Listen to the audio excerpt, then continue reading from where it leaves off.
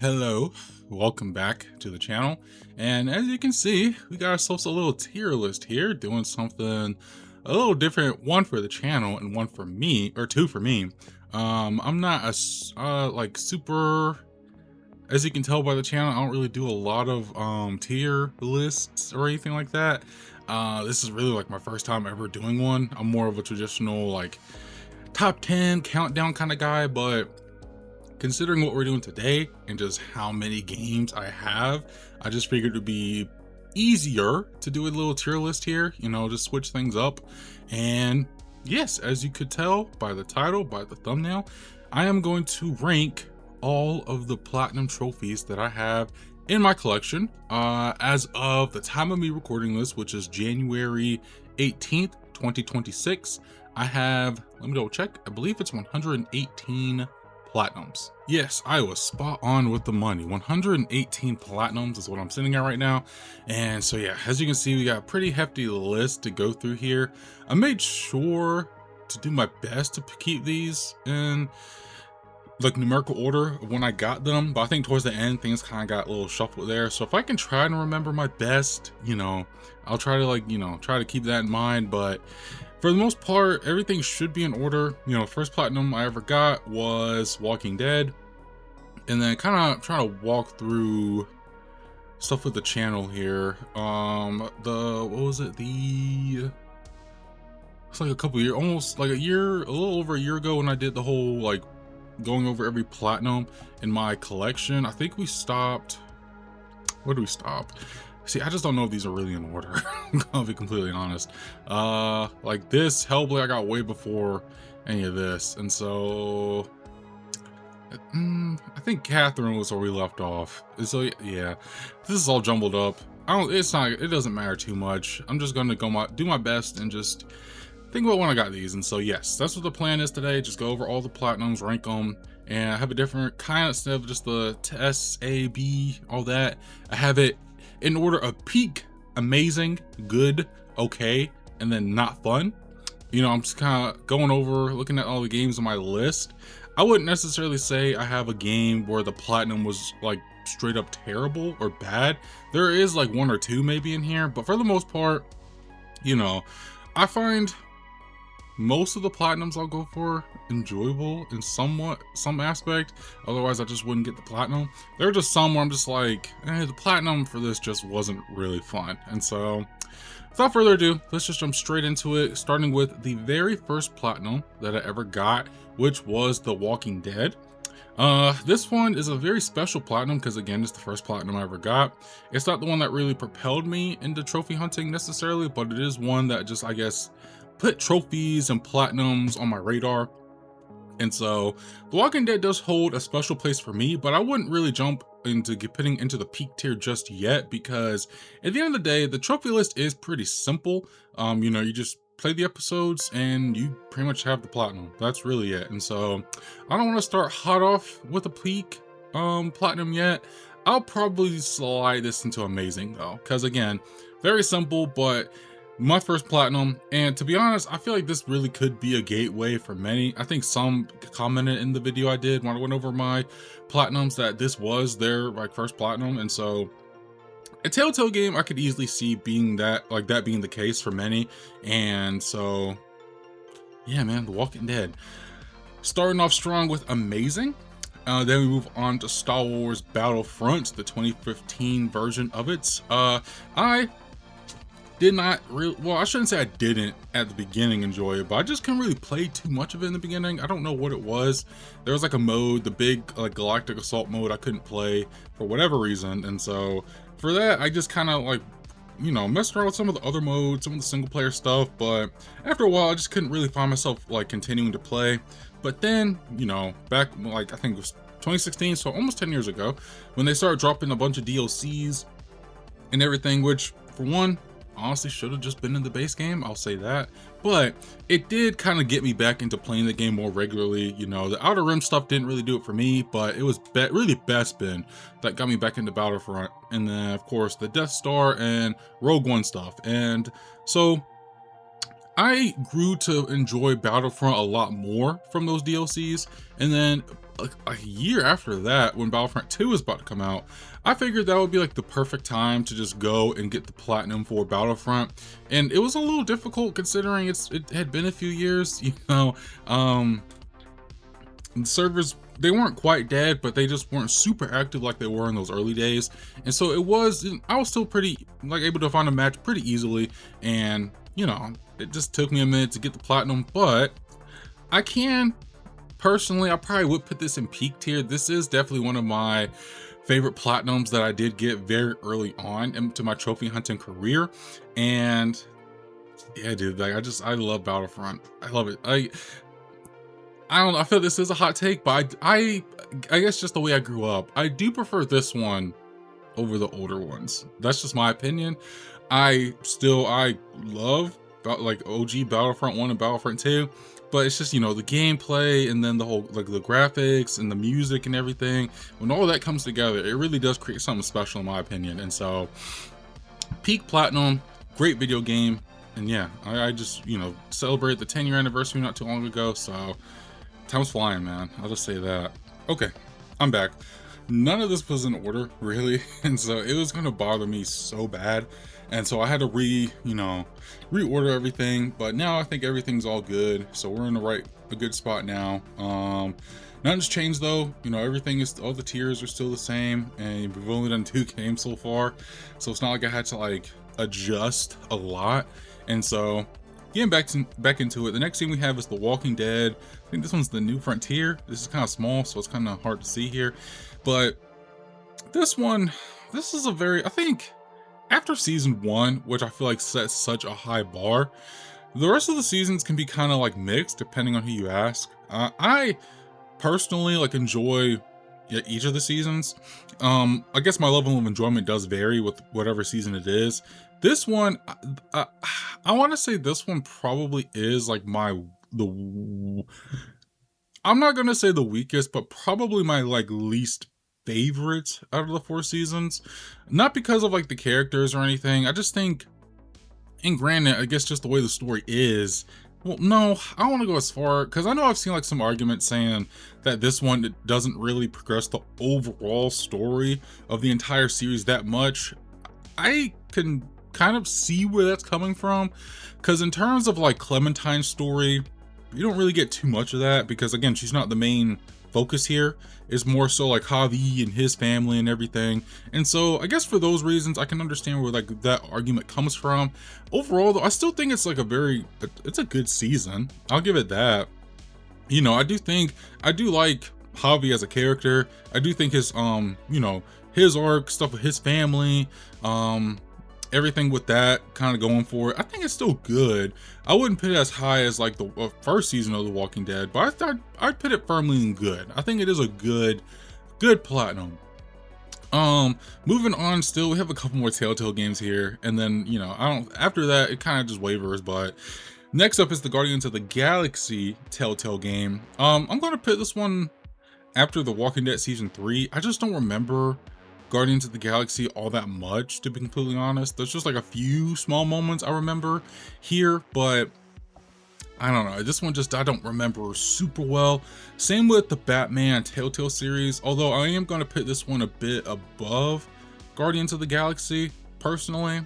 Again, I don't remember this one super well, but I do kind of remember some plot beats and just how things kind of were leading into that second season of Batman, the Telltale series, which I still need to play. But I do think this one, again, just had more memorable stuff going for it as compared to Guardians of the Galaxy, I guess.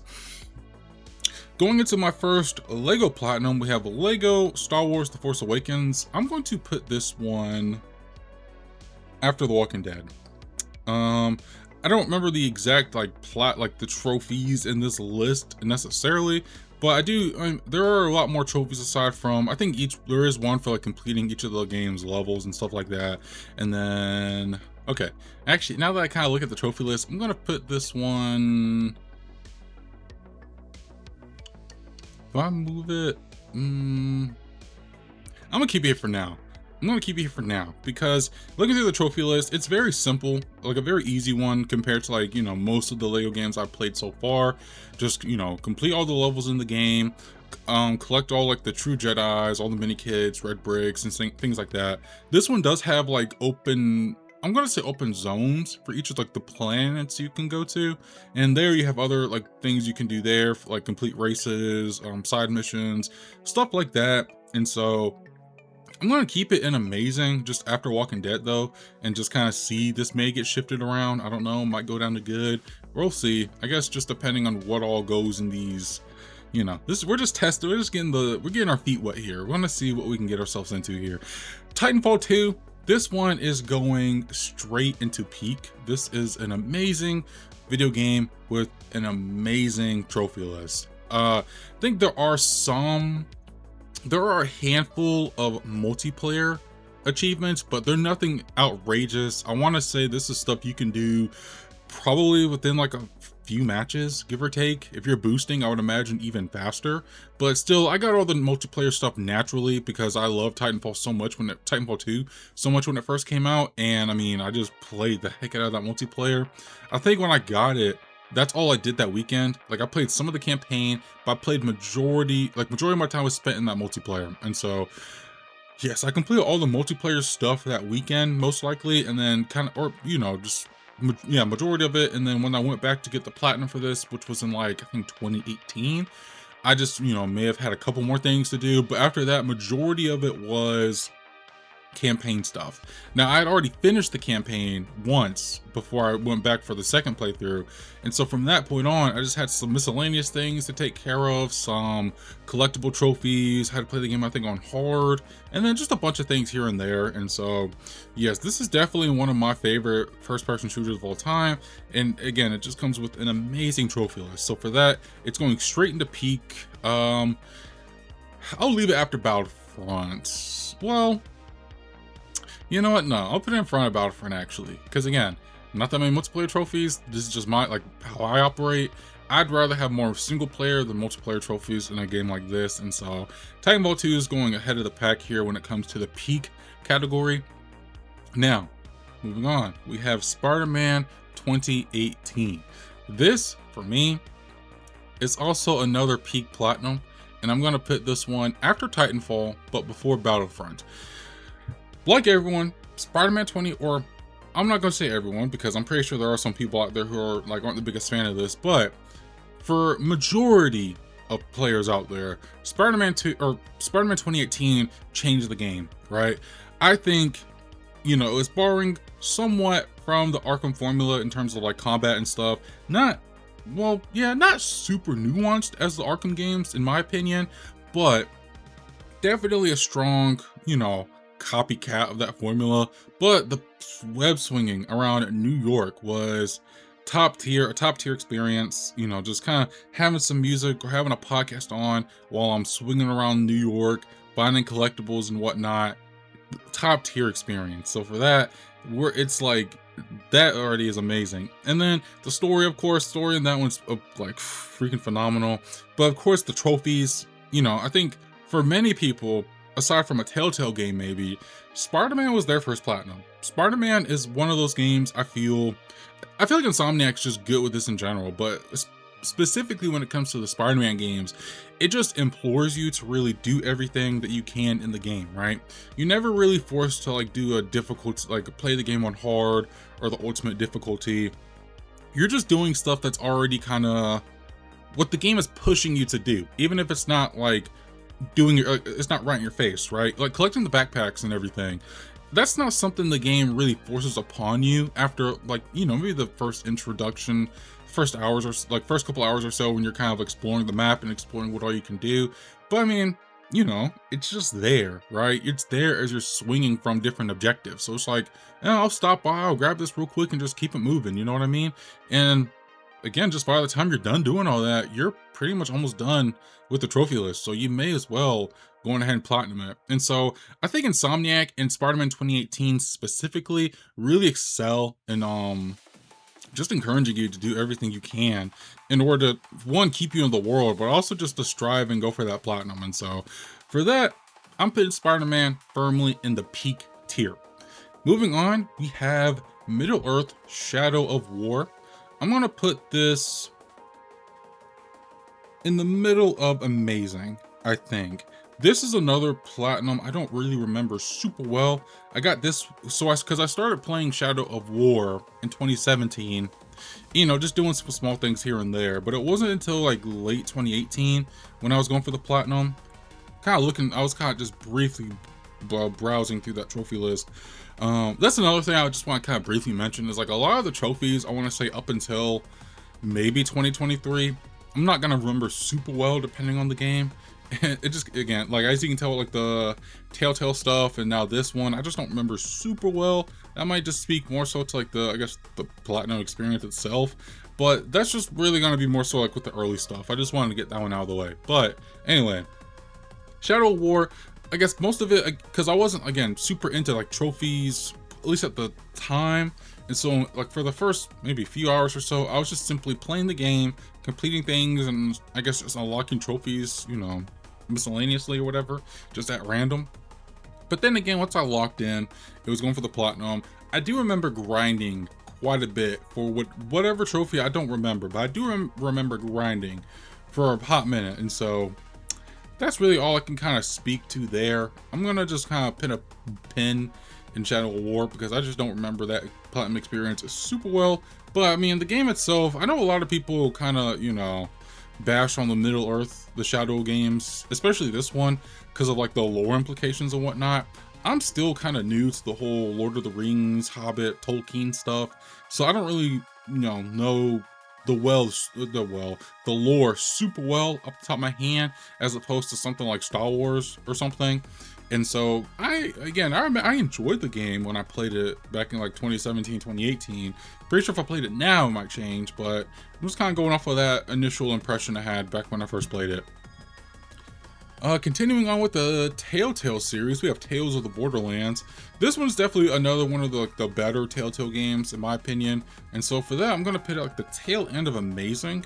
Because again, very simple. You know, you're just going around, just playing the episodes, and as long as you finish the whole season, you've got yourself that platinum. But I think just when I look at the story compared to like these three down here, I definitely think this one just kind of stands above them. But, you know, it's a Telltale game, very simple platinum, so I'm just going to put it right here, right at the very end. Continuing on, we are into 2019 now. We are going into Days Gone. Days Gone, I'm going to put before Shadow of War. Because I think this is I think it's a good game. I won't go as far to say it's like granted, it's been like more than 5 years since, like, actually almost like 7 years. This game came out 2019, so yeah, this year's going on 7 years since it's come out. But yeah, I'm kind of just going like, it's a good game. I wouldn't say, you know, I remember reviews and stuff at the time were kind of mixed, like some were like okay, you know, whatever. But I got it like a couple days after it released. Played it. It was my senior year of high school. Didn't have much to do, so I could just focus my time and energy on this. I had a fun time. You know, I think the story does drag on quite a bit. It is a story that's longer than I think it needs to be. Like, he can definitely shave off a good 5, maybe 10 hours of that story, and it would be better, I think. But other than that, I think exploring the open world is fun. You know, fighting freakers, I think is what they're called in this game. Fighting freakers is enjoyable. The mechanics when it comes to your bike, you know, when it comes to upgrading them, refueling them, making sure it doesn't take too much damage, I think that's really neat. And then of course the hordes of freakers that you have to fight are really fun. That's a nice thing that sets it apart. And of course there are some trophies based on that, I believe. It's been a few years since I platinumed this, so I don't quite remember every single detail of that platinum, but I do remember having a great time getting the platinum. You know, I wasn't ever bored, was never stressed, was never frustrated or anything with it. I thought it was a fun time, and I definitely want to check out that remaster that just came to my mind, the remaster that came out last year, and get the platinum for that again. You know, I feel like that would be fun to do. And so that's Days Gone. Horizon Forbidden West, I'm going to, or no, this is Zero Dawn, I apologize. Horizon Zero Dawn, I'm going to put you,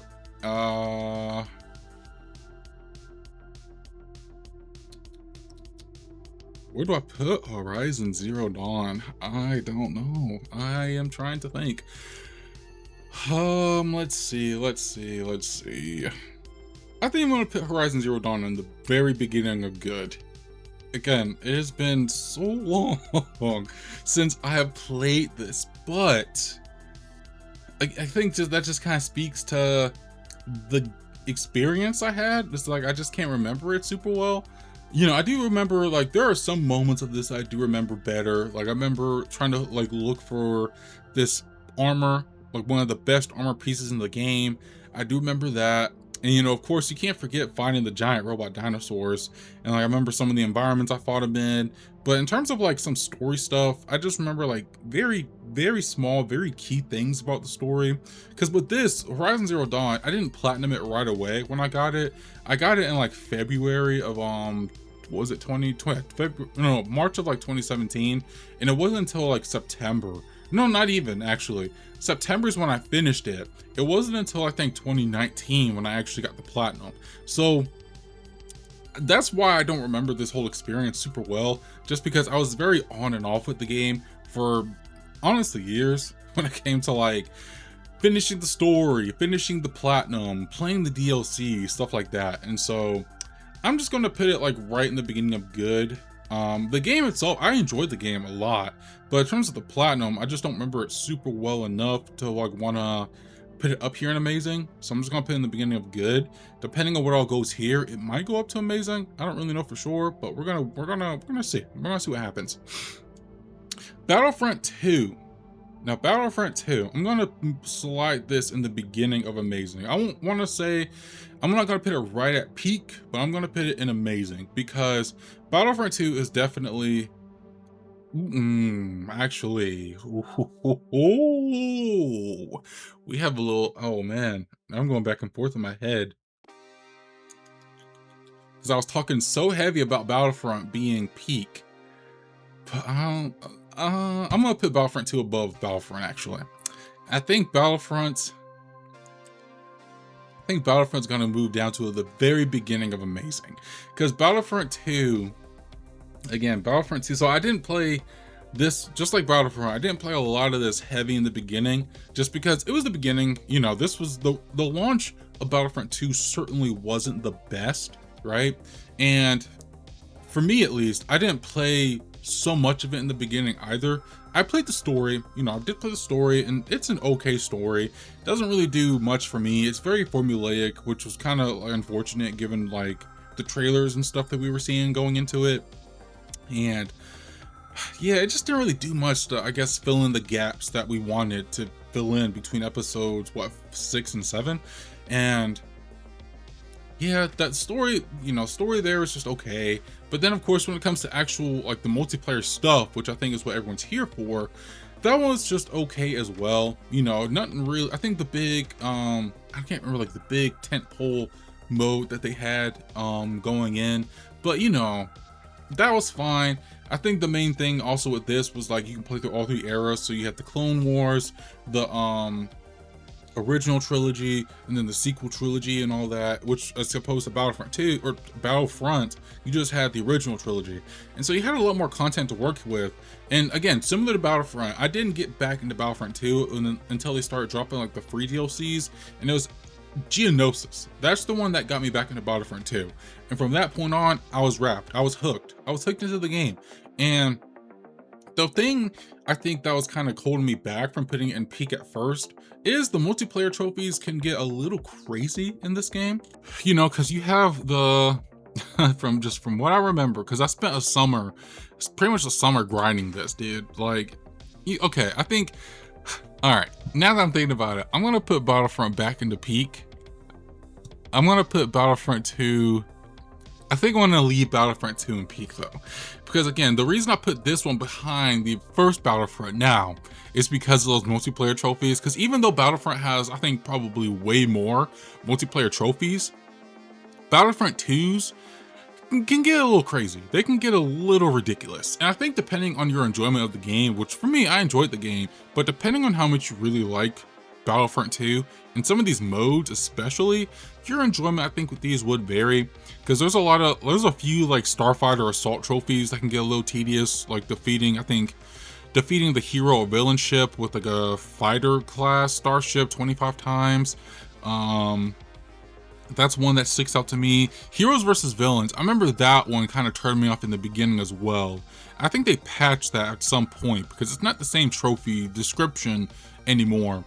So there's also that. They definitely made that one a lot easier. But I think the most tedious thing is going to be reaching level 50, because after a while you don't get a lot of XP to level up necessarily, or like you don't get a lot of XP compared to what you need to level up is the better way of phrasing it. And I had to rely on those triple XP weekends. I really did. And even still, I was stuck in my room trying to grind levels for hours on end.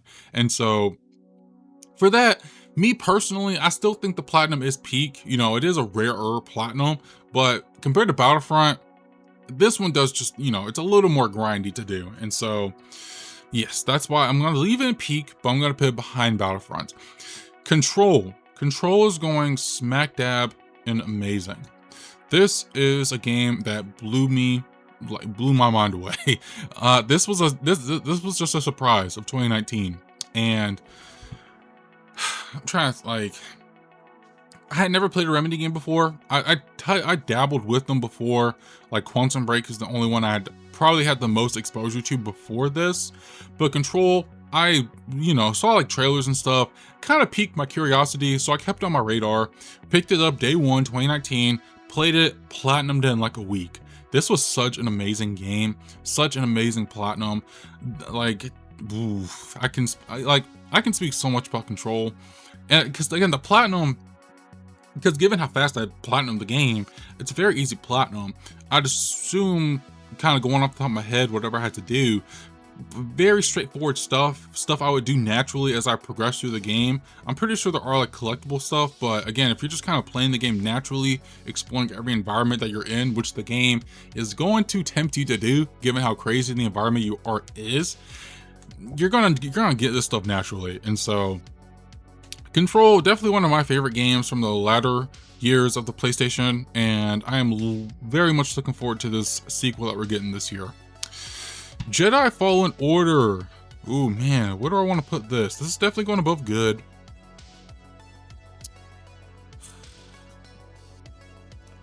This is going to be, oh boy, there might be some more rearranging here when I look at my thoughts on these games. Let me see, I gotta look at the trophy list. What do I want to do? Fallen Order is a great game, but is it better than the? I don't think it is. This is definitely better. This is definitely better. Okay, it's gonna go in peak. It's gonna go in peak. I think Battlefront 2 is gonna come back down to amazing, but it's gonna go after Control. Yeah, this seems right. This seems right. Question is, does Battlefront need to be up here? I'm gonna leave it. I'm gonna leave it for now. Fallen Order though. Fallen Order is definitely, I think up to 2019, this was definitely one of my favorite Star Wars games ever. Like I've said multiple times throughout the channel, I was very down on Star Wars games because like I was just praising Battlefront and Battlefront 2, but even still, there were issues, right? There were some issues kind of, you know, with how the whole EA thing when it came to Star Wars, and so I was kind of down on the whole Star Wars IP when it came to like Star Wars video games, because again, one, we just weren't getting that many. That was the other thing too, because up to 2019 we only had 3 Star Wars games in like the last like 6 years or so. We were getting Star Wars games like crazy throughout the 2000s and even like the early 2010s, right? But once EA got that license, the exclusive license to make Star Wars games, we were fiending, bro. We were in a drought. We only had 2 Star Wars games. And so when we were finally getting something else, a Jedi game nonetheless, it was like, oh, this might be a breath of fresh air. let's just hope they stick the landing. And I had hope, I honestly had hope from the first moment we saw it, because it was Respawn, which they made Titanfall, they made Titanfall 2, two of my favorite FPS games of like the last 10 years at that point. And so I had high hopes for this, I really did. And it came out in 2019 and it blew all my expectations out of the water. Such a fantastic video game. And oh man, this breathed new life into Star Wars games, and also set up a franchise of its own, because we have another Star Wars game, the sequel to the Jedi Fallen Order game that might be a little higher. We're gonna see when we get to it. And so yeah, Fallen Order, such a great game. I do remember it does have its problems though when it comes to trophies, which is why I'm gonna leave it right here. And that is the fact that I and many other people on PlayStation had a bugged trophy. It came with like the bounty hunter stuff. That was a little bit of a headache to get through. Just, you know, when it comes to bug trophies, you're really only forced to wait at that point and hope that it gets fixed in the next patch. So there was that. And then of course, 100% exploring everything, especially on Koboh. That one was a bit of a pain. But other than that, it was a very solid trophy list and a very solid video game. It's gonna stay right here in peak. I don't see this one going down to amazing unless, again, just I have other stuff in here that warrants it to go down. But for right now, it's staying right there in peak. Ghost of Tsushima, I'm going to put this one in amazing, but I'm going to put this one, I think, above Battlefronts, because Ghost of Tsushima is a game that I do like, I do enjoy, but I don't love it as much as a lot of other people do. You know, a lot of people, I think there are two camps when it comes to Ghost of Tsushima nowadays. There's the camp, like there's Group A that just screams the praises of this game, like they absolutely love Ghost of Tsushima. And then there's the other side of it that are like this, like from all the people saying how great this game is, they kind of find it a little overrated. And so I can kind of see where both of those, like both sides are coming from, but I'm kind of like in the middle. Like I enjoy this game. I don't love it as much as like a lot of people do, but I don't, you know, think it's overrated or anything. I think it's a very solid video game. I do. You know, exploring Japan, exploring Tsushima is like, this is definitely one of the most beautiful games to have come out on the PS4 generation for sure. And you know, I think the story, the one thing I will knock a bit is the story, because I wasn't the biggest fan of the whole back and forth between Jin trying to go like with being the ghost or like dishonoring his family or something like that. That was kind of like a little, you know, because it's like, what do you want me to do? Like, you're encouraging me to go the stealth route for some missions, but at the same time, Jin is just like, oh, I shouldn't be doing this. I'm dishonoring my family. It's like, I wasn't gelling with that. And another thing too is that it kind of took me a little while to get into. Like the beginning to me is kind of slow. It does take a minute to kind of hop in, especially compared to Ghost of Yotei. Was that one you're kind of just jumping right into the game. This one does take a little while to kind of ramp things up, but again, once you kind of get to that point where everything kind of clicks and the story gets going, it's an amazing video game. I'm not gonna knock it for, like, it's an amazing video game for sure. And it comes with another amazing trophy list. If there's one thing Sucker Punch is great at, which we're gonna get into extensively in a minute, they know how to make a good trophy list. And so, you know, it's not like peak levels of trophy list here, but definitely high into the amazing tier. Now, moving on though, we have The Last of Us Part 2. This one, not going to go in peak, although it is definitely one of my favorite games of all time. But it's not going to go into peak because the trophy list for this one is very simple. I think I'm going to put this one...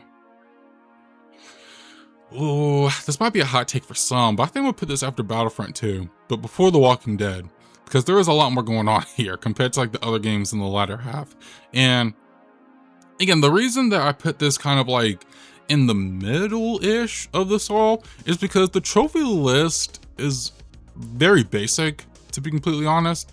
You know, other than completing the story, you're really only getting trophies for finding collectibles and I think maybe like weapon upgrades or character upgrades or stuff like that. That's really it. I easily could have gotten this platinum like soon after I finished it initially, because I got it day one in 2020. I think I finished it in like 5 days, something like that. And it wasn't until I think December when I got back into it and got the platinum. And so again, it's really just those collectibles. That's like the main thing, are the collectibles. And so for that reason, I'm gonna put it like in amazing, but just not, you know, super high, but not super low either. Concrete Genie though, ooh, Concrete Genie. I am going to put this one, I'm honestly gonna put this one above Battlefront 2. I think so. So hopefully some people know what Concrete Genie is, because I guess a very brief synopsis is that you're this boy, you're like a teen, like a preteen, teenage boy, moves to a new part of the, I think you're moving to a new city, I think. Either that or like, just in general, you're like an outcast to everyone, you know, all the other kids that are there. And so you get bullied for that. You're an artist though, and like you eventually find this like brush, and you find these genies and everything like that, and you just kind of go around this map and you're using the genies and you're like creating art and stuff like that. Very Little Big Planet-esque in a sense, but you're not like creating levels or anything like that. You're just kind of using the environment to create art and to like solve puzzles and things like that. And I played this during a very interesting time in my life. This was like very beginning of 2021 when I played this, and I got the platinum for this very quickly too. And it's a very simple, very easy platinum, but a game that I very much enjoy, a platinum I also very much enjoy, and so for that reason it's going to go very high into the amazing tier. Now I get into the Infamous games. Infamous 1, you are going to go into peak for sure. But where in peak? I think you're gonna go above Spider-Man, my friend. I also think you're gonna go above Titanfall 2, my guy, because, ooh, if you can you go? There we go. You're going above Spider-Man 2, or in Titanfall 2.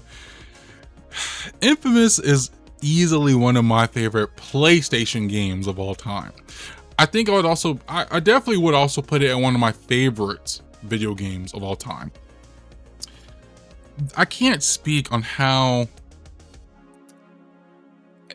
important might not be the correct word. I can't speak about how influential Infamous was in forming my gaming tastes and things like that. And the platinum for this one as well, when I think back upon it, is also very great. Very good platinum. Again, there are of course like trophies for playing the game twice, you know, making good decisions and making evil decisions, but given how compelling those decisions are to me, you're kind of encouraged to go back and play it again and see the other side of the story. Even though it is the same general story, it's always interesting to see like where some differences can come when it comes to making those different choices and whatnot. And I don't know, I'm just cheesing right out thinking about Infamous, dude. I love this game so much and has such a great platinum. I remember, so of course I played a good chunk of the game back in like early 2010s when it was free on PlayStation Plus, or not PlayStation Plus, free after the PlayStation Store went down. And I played some of it then, it's like 2011, 2012. And then I came back and got more trophies and platinumed it in 2021. And yeah, I don't like, it's just such a good game. I love Infamous, man. So I'm putting it at the very top of peak. Infamous 2, I think, is gonna follow very closely behind that too, because while I personally like Infamous 1 more than Infamous 2, Infamous 2 is still a phenomenal video game for sure. Like, to me, Infamous 1 and 2 are very neck and neck when it comes to like how I would rank them. And so it kind of just depends on the day of the week, you know? One day I might say Infamous, another day I might say Infamous 2. And so yeah, Infamous 2 is, again, following in Infamous's footsteps, a very phenomenal video game. The story is just as compelling as Infamous 1. Choices are just as compelling. The thing that I definitely would say has an edge on compared to Infamous is the gameplay. You know, it's very fast, it's much faster, much more frenetic, much more fluid too, in terms of like parkour, traversing around the map, using your powers. It's a lot more fast paced. You know, you have like, you can shoot electricity a lot more faster in this one. This one also gives you like, some more elements to play with as well when it comes to like fire and ice. And again, dude, this is such a fantastic game. I'm hoping the platinum is still obtainable. I do know there's like a multiplayer-esque kind of thing, like a creator mode, and you just have to, I think, play 10 of those. I can't quite remember, it's been a little while. And so for that reason, I do hope that it is still obtainable. But either way, getting the trophies in this one is also just as satisfying as getting the trophies in the first Infamous game. And so yeah, Infamous 1 and 2, those are both probably at the very top of peak for me. I don't know if there's probably like maybe 1 or 2 games that can knock this down a peg, but yeah, for now, these two are staying right where they are. Now, Infamous Second Son and First Light, they're gonna go down a lot more, in my opinion. Infamous Second Son, I'm gonna put at the beginning of Amazing, just because I'm not super hot on this one like I was when I played it back in 2014. I think when I played all of the Infamous games back to back, I was kind of able to just see their strengths and weaknesses compared like side by side. And so for that, Infamous Second Son, looking back, just isn't really my favorite. I don't think the choices in this one carry as much weight as they should. There's always one choice in the middle of the game. I'm not going to get into spoilers or anything at all, but depending on how you choose to go, like if you choose to be like go for evil or good karma, there's a cutscene in the middle of the game that doesn't really sit well with me, because it's like it's the same thing being said and done no matter which side you're on, and I don't think that certain character would really swing that way if they're is he his brother? I think his brother is evil. I can't give away who the character was, but if you know what I'm talking about, then you know. And so for that that's just one thing that just like sticks out of my head for that. And then there's just a lot of other choices in this that I'm just like, I don't know. I just don't really like this one, like just gels as well story-wise. But of course, gameplay is just as phenomenal. You have a lot more elements in your wheelhouse to play with here, which is really cool. And exploring Seattle is also very, very nice. And so yeah, for that reason, I'm gonna put Infamous Second Son just at the very beginning of Amazing, but just not, you know, nothing super crazy or anything like that. First Light, I'm gonna bring down just a little bit. I'm gonna put behind Control for this one, because it's pretty much the exact same, not the exact same, but kind of similar to, you know, Infamous Second Son. This one you only play once, you know, this is a prequel to that, but you're playing as Fetch this time around. No good or evil karma decisions you have to make. You're just simply following along with the story, which is very short, very sweet, and you know, kind of like probably some similar elements trophy-wise when it comes to First Light. In terms of like story and just like, you know, using her powers, upgrades, things like that. What this one does have a bit of an edge over Second Son when it comes to, there's a mode where you can use Fetch's powers and like this high score base thing you can do, like just using your powers to fight the DUP and just like saving civilians and things like that. And for that, that's one of my favorite aspects to come from First Light. If they just made a game solely based on that one mode, I would be playing that one like crazy. But other than that, a very straightforward platinum. You know, nothing super crazy, so I'm just gonna put this one a bit above Ghost of Tsushima, but after Control, after Second Son. Moving on though, we have Astro's Playroom, which was a free game that came on everyone's PlayStation 5. It's one that I highly recommend. I'm gonna put this one after Ghost of Tsushima though, before Concrete Genie, because this one was also this actually surprised me. You know, I remember when the PS5 was coming out, I didn't get it day one. I said that in my PS5 library video, but yeah, I didn't get a PS5 day one, but I'd heard so many great things about Astro's Playroom. Like I remember seeing reviews and stuff for it coming out, and It kept on my radar because again, it was free on everyone's PlayStation, and so once it came out, I didn't play it right away. I remember when they were coming out, my friend got it. I told him about it. I'm like, you should check it out. I heard a lot of good things. He's like, oh, I deleted it, and that was the end of that. And so, yeah, I checked it out though, and I had a fun time. It blew my expectations out of the water with all like the Easter eggs and things you can find, but just the gameplay in it was also super refined, super fun to play through, and it's very short too. Another short game, and again, it's just free on everyone's PlayStation. It's one that I would implore everyone to check out if you have not already. Trophy list is also very straightforward, very simple. With the introduction of PS5, this one also came with game help as well, so you're able to kind of get some tips on see how to solve a certain thing you're stuck on, like a certain trophy you need to unlock, which is also really nice. And so, yeah, Astro's Playroom, fun game, fun platinum. And so, yeah. All right, next up we have Spider-Man Miles Morales. Let's see. I'm not gonna put this one quite in peak tier, but it's gonna go into amazing for sure. I think this one is gonna go. I think this was gonna go a little bit below Astro. No. Yeah, I'm gonna put it after Astro's Playroom because, again, very similar to Spider-Man 2018. Very similar things, play the story, explore the city, find things, find this, find that. You're implored to do all this, and the fact that it's a shorter game, you are 100% capable of doing that in your first playthrough. But like I just said, playthrough, you are required to play New Game Plus for the platinum, and so. Me personally, because this is a shorter game, not a huge deal breaker. So for this one, there's a few games I have like this. I do have the actual box, like the main box art right now. This is for the PS5 version. I just kind of make that a little clear. So this one's for the PS5 version, and then the one that you see down here on the first row that I'm kind of waving around right now, that one is the PS4 version. So I tried, because there's a couple of remasters and things like that I have in here.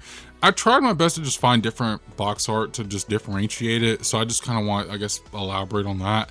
But yes, this is the PS5 version. So originally, I did play the PS4 version first, right? That's where I got most of the trophies in the beginning.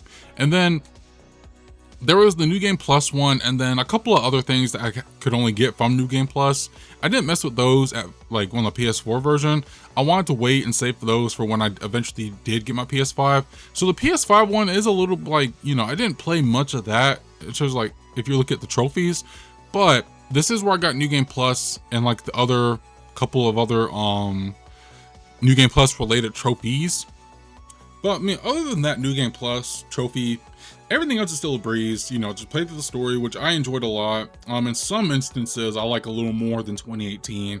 And then, just upgrading your stuff naturally, finding stuff around the city, and so you can get more just more stuff. And I mean, yeah, not really much different than Spider-Man 2018. But kind of just looking back, it's kind of, trophy-wise, I think 2018 is a little stronger compared to Miles Morales. And so there is that. Ratchet and Clank, this one I don't remember too well personally compared to other stuff I was playing around that time.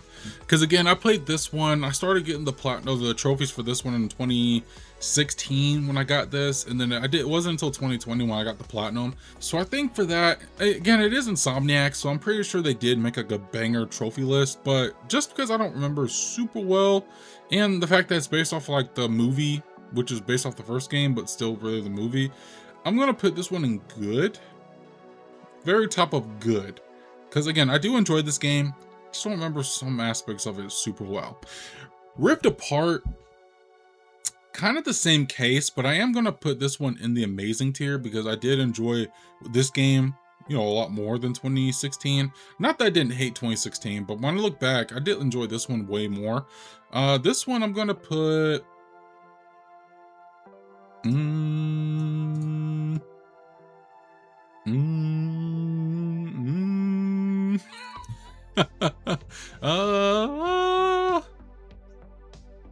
yeah, I think here's a good spot.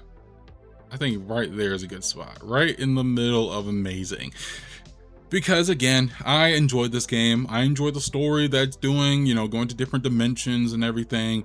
You're playing with like different characters and stuff as well. Like I think Clank goes to the another dimension with, I forgot what the girl Lombax, her name is. It was on the tip of my tongue, but I can't remember. But then her version of Clank comes with us, and so nice little role reversal there. And again, very simple, like a very simple, very straightforward trophy list. I do remember one, I kind of did like panic with one because I tried to unlock it a little after, I guess, the point when I was able to naturally. So there was a little, you know, not frustration, but I was a little nervous trying to get it. But at the end of the day, I did get it. I did get the platinum, you know, it was nothing crazy, but also a very fun, very easy one. And so I'm gonna leave that one right here. And so this is what I was talking about. So we have Ghost of Tsushima, the director's cut, but I didn't play this one again, sadly. I just kind of auto popped the platinum. And so this one, I'm just gonna put after Ghost of Tsushima. I was thinking about making a whole new tier just for games like that, but I'm not gonna, you know, mess around and do anything like that.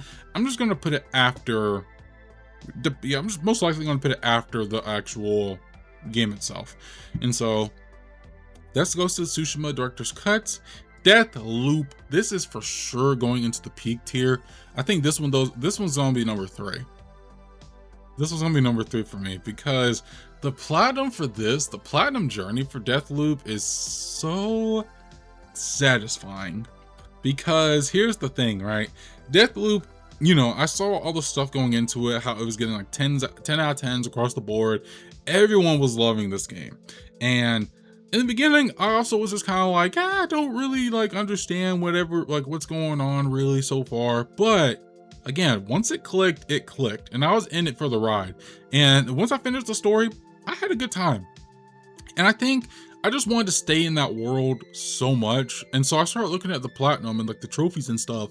And this is what I love about trophy hunting in some games, is that the trophies showed me things and encouraged me to do things I would not have done naturally.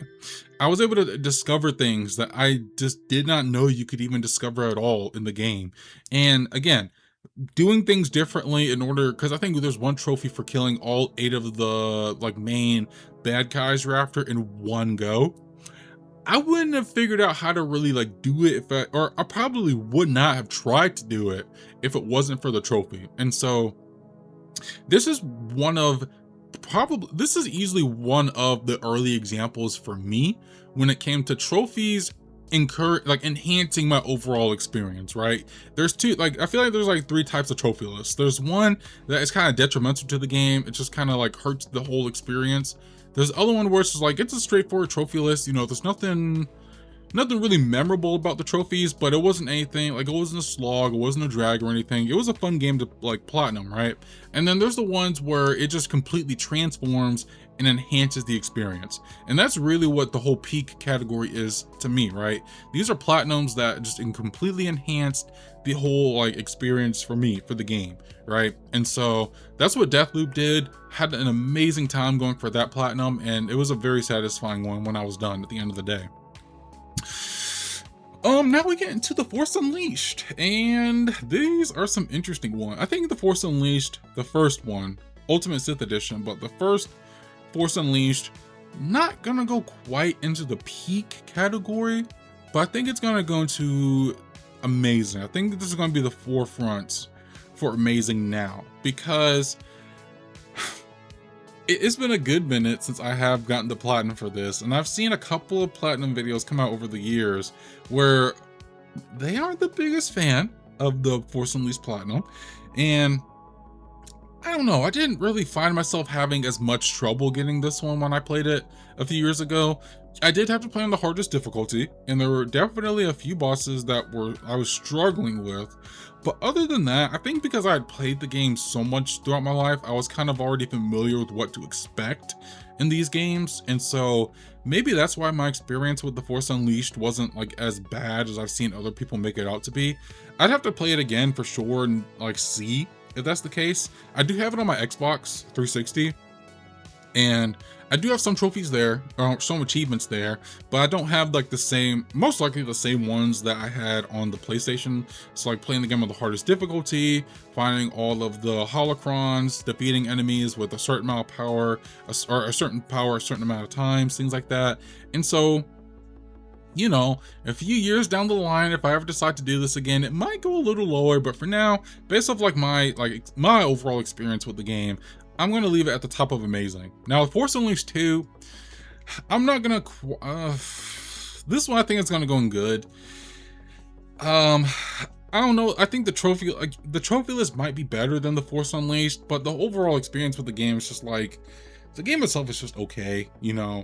As much as I love the Force Unleashed, and in some instances, as much as I love the Force Unleashed 2, it's just an okay video game, you know what I mean? Like, I'm always down to play it. I'm probably gonna find some fun playing it, but overall, it's definitely a weaker Star Wars game. I mean, the gameplay, of course, is tight. It's fun. It's enjoyable, but other than that, I'm gonna just leave it here. Trophy wise, I'm pretty sure it's very similar to the Force Unleashed. I do remember the Unleashed difficulty though being a little more difficult with some things, but yeah, I'm just gonna leave it. I'm gonna leave it in good. I think that's where it belongs, is good. Arkham Asylum. Arkham Asylum, I think, is also going to go into peak. Oh wait, hold on. I just realized something. My categories got jumbled up here. This one needs to go above. Okay, I just realized that, so that's fixed. Okay. Oh shoot. Arkham Asylum. That's where I was going. Arkham Asylum. I think it's gonna go into peak, but it's gonna go above Spider-Man for me, and it's gonna go above Titanfall 2 for me as well.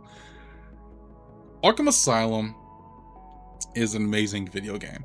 It is such a good video game. This is definitely, I think I would credit Arkham Asylum for like my love for superhero games, for Batman media in general, because like I've played the demo for Arkham Asylum so many times. I remember when my mom got me Arkham Asylum like a year after it came out. I played it 4 times back to back. That's how much I loved it. And 2022, that was a year when I had like a bit of a slump in terms of gaming. I was kind of burnt out with games. I would try games, but I could never stick with them. And so I just was like, what can I do to get myself back into gaming? And that's really when, I think from this point on, this is when the trophy stuff started to take off for me. And because that was that's what I did.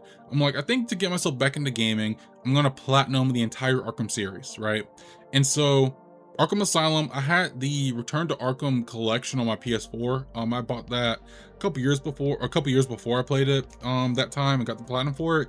But yeah, this, like, the Arkham games and Arkham City especially, which I'm getting to in a little bit, these are just fantastic video games, and these also have very great trophy lists as well. The playing through the story and stuff is very simple, but again, it's encouraging me to do stuff I wouldn't have done normally. Like, before this, I would never have really like gone to look for all the Riddler trophies. I would never have done like any of the challenge maps and like the Predator takedown modes, which I really enjoyed. Although this one is a little annoying to get through. But I wouldn't have like been encouraged to like explore all that or like find all the collectibles and discover a little more about like the lore of the whole Arkham world. And so for that, the Arkham Asylum list is sitting firmly in the peak category for sure. Horizon Forbidden West, I'm going to put into amazing. This one is going to go a bit above Zero Dawn, although I'll be honest, I don't remember this one super well either. So this one, for that reason, I'm going to probably put above, above The Last of Us Part 2. That sounds right. Because, yeah, the trophies for this one, again, I'd imagine are very similar to Zero Dawn. But this one, I enjoy Forbidden West a lot more than Zero Dawn, when I think, like, the story is a lot more easier to follow along with. The characters are a lot more engaging in this one. The gameplay is a lot more engaging in this one as well. Although it's very similar to Zero Dawn, it just has a lot of additional things to, you know, just make it a lot more fun, a lot more smooth. And of course, the game is beautiful. That's like not even like a thing to doubt. And so, yeah, Horizon Zero Dawn or Forbidden West sitting firmly in amazing. God of War 2018, I'm also going to put into the amazing category. Probably, I'd probably put it above Ratchet and Clank. Actually, I'm going to put it above, dang, I'll put it above Ghost of the Tsushima too. I'm gonna put it right here. I'm gonna put it above all that. The one thing I will say about all the God of War trophies now that I'm playing them is that the lists themselves are not bloated at all. Like, they're very straightforward lists to get through. This one is no exception. First of all, God of War 2018, in my eyes, is a masterpiece of a video game. Definitely like a top 10 for sure. I know there are some people who like prefer the Greek saga more, and I think the one thing I enjoy more so when it comes to the Greek saga, now that I like properly play through them all, is I do prefer the gameplay a little more. I do think there's a lot more variety in terms of like using the blades, and then as you get further into the games, using just more weapons, and then fluidly being able to swap between all those weapons like in one single combo. And so for that reason, I think I would put the gameplay in those older games above 2018. But for me, the story in 2018 is definitely like one of the best stories in the God of War series. The characterization of Kratos, I think, is for the better, because again, as much as I love those like Greek God of War games, Kratos is just like, you know, he's just there. You know what I mean? Like, I say this as a person who didn't grow up a lot with God of War as compared to other people, right? So Kratos just wasn't like my PlayStation guy. I guess for me, like based off of like what you're seeing right now, I'd probably credit that to Cole personally, even though I know he wasn't super popular compared to Kratos or anything like that. But again, just this like, I don't know, like I just prefer the character, like this version of Kratos compared to the older versions. And so, you know, I love God of War 2018, and it's a very simple trophy list. This is another one I was kind of like spread out across the years, but in the beginning, most of it was definitely like story stuff, maybe some upgrades, a few miscellaneous things here and there, and then later on, it would be, you know, cleaning things up, finding collectibles, upgrading health, and defeating the Valkyries. That was one of the last trophies that I got in God of War 2018, and it was a pain, but it was very satisfying when I was able to pull that off. And so for that reason, God of War 2018 has surged way up into the amazing, but not quite as high as these four, in my opinion. Next up, we have Spider-Man Shattered Dimensions.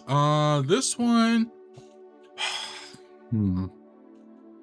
I think this one I'm gonna put in the beginning of good, because as much as I love Shattered Dimensions, I think this trophy list is it can be very frustrating in some instances. Because you have to play all the levels on hard, that's one thing, but then you also have to get a certain ranking in each of the levels on hard, because I think hard mode unlocks another, like I think like a platinum ranking or something.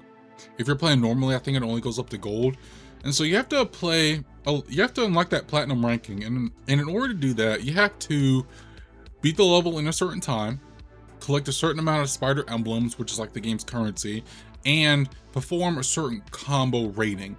And the time stuff is fine, you know. I think if you look up a guide, that's very straightforward. The spider emblems as well, that's another very straightforward thing. The combo rating is very obtuse. That is not explained anywhere at all in the game, and so you kind of have to rely on what people say online on how to get a high enough combo rating, which is very annoying. And so yeah, for that I would put it, you know, in the good. I don't think it's quite as amazing as I would like hope it would have been, but it's still good enough. I put it I put it very high to good.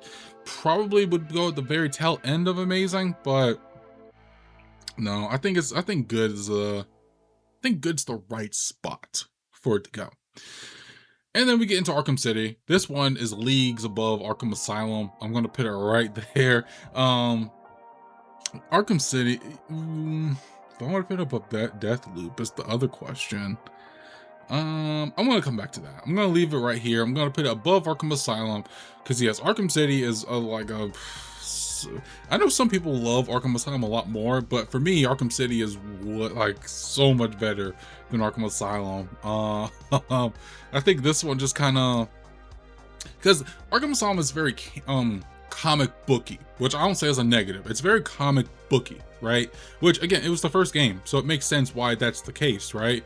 But Arkham City, I think, kind of takes those elements from Arkham Asylum and makes it a little bit more serious, a little more dark in some ways, and it just improves on a lot of stuff that Arkham Asylum pretty much almost perfected, to be honest. The combat in this one is a lot more fluid. There's a lot more nuance to it. You have a lot more gadgets that you can throw in the mix, and the way that you can incorporate those gadgets has been streamlined as well. And so you're able to just pull off like a very seamless combo in a lot of instances. This is one game where the combat, like the combat challenges, I enjoy a lot, because I think this just really helps to perfect and like refine my combat skills to make me a better player. And again, just kind of learn how to like incorporate all these moves into one seamless thing. And yeah, this is just a great one, even though this one does have New Game Plus. And the one annoying thing with New Game Plus is that you have to complete all the side missions again as well in order to get 100%.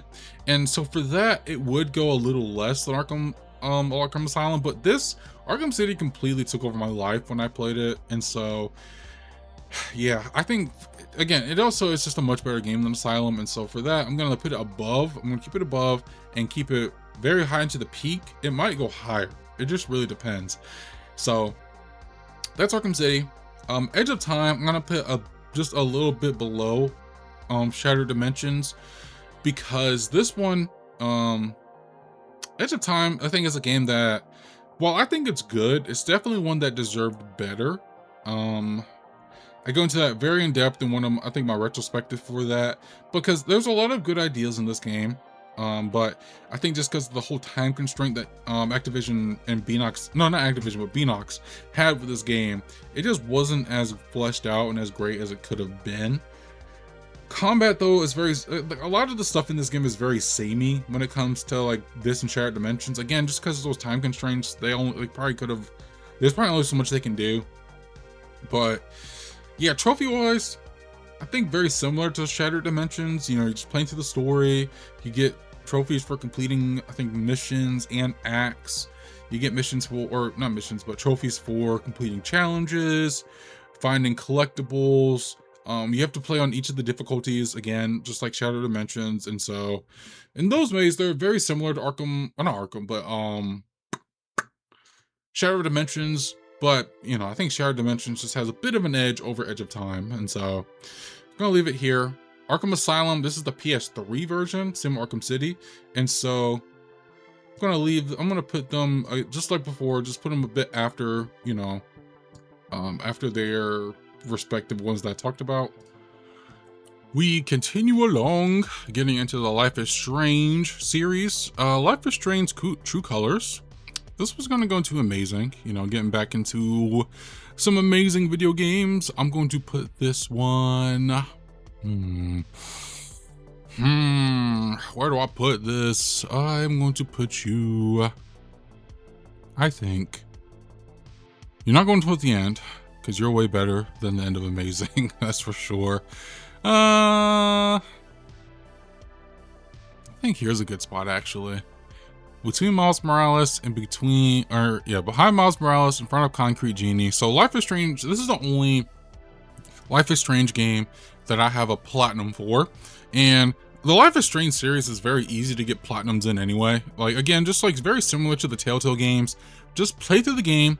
You'll get some trophies for completing the episodes, but where majority of those trophies come from in the Life is Strange like trophy list is going to be collectibles. Each episode comes with like around 6 to I think 8 at the most collectibles in an episode, because True Colors, if I'm correct, I think does have like 6 per episode. And so I'd always known this before because I played the previous ones before True Colors. And so going into this one, I did at least want to like get the platinum right or on my first playthrough. So I just kept a guide up and, you know, just made sure to get the collectibles. But this one I do think is one of the stronger Life is Strange games. I love the first season very much, you know, playing as Max and getting introduced to Chloe, and just the whole vibes of that game is amazing.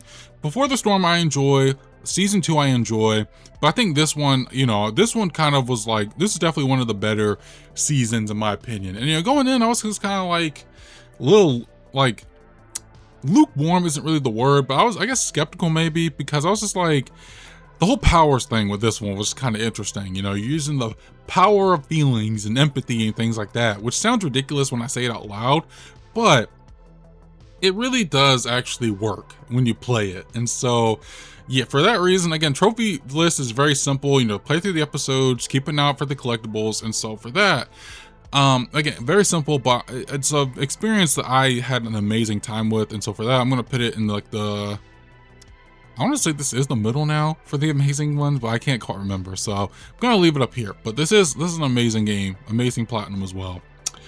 Star Wars Jedi Survivor is peak for freaking sure. Just how peak though is how I just want to think. This is going to number 3, I think. When I think about my little journey getting the platinum for this one. This one I think took me. This one did take me a little while to get the platinum for, because this was my senior year of college. This was my last month of college, but you know, I still had to do finals. I had to get ready for graduation. And so for a couple weeks, I wasn't super like focused on Jedi Survivor. It really was not until the end of finals and then like graduation when I was really focused in on this game.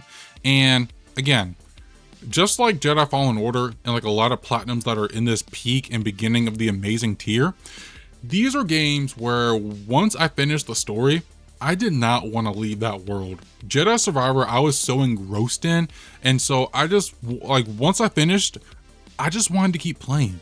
I kept playing the game until I eventually did get the platinum. That was my end goal. Like, yes, I finished the story, but now I want to see everything that this game has to offer. I want to play this game to its full potential. I want to finish, I want to just 100% the entire game. And that's what I did.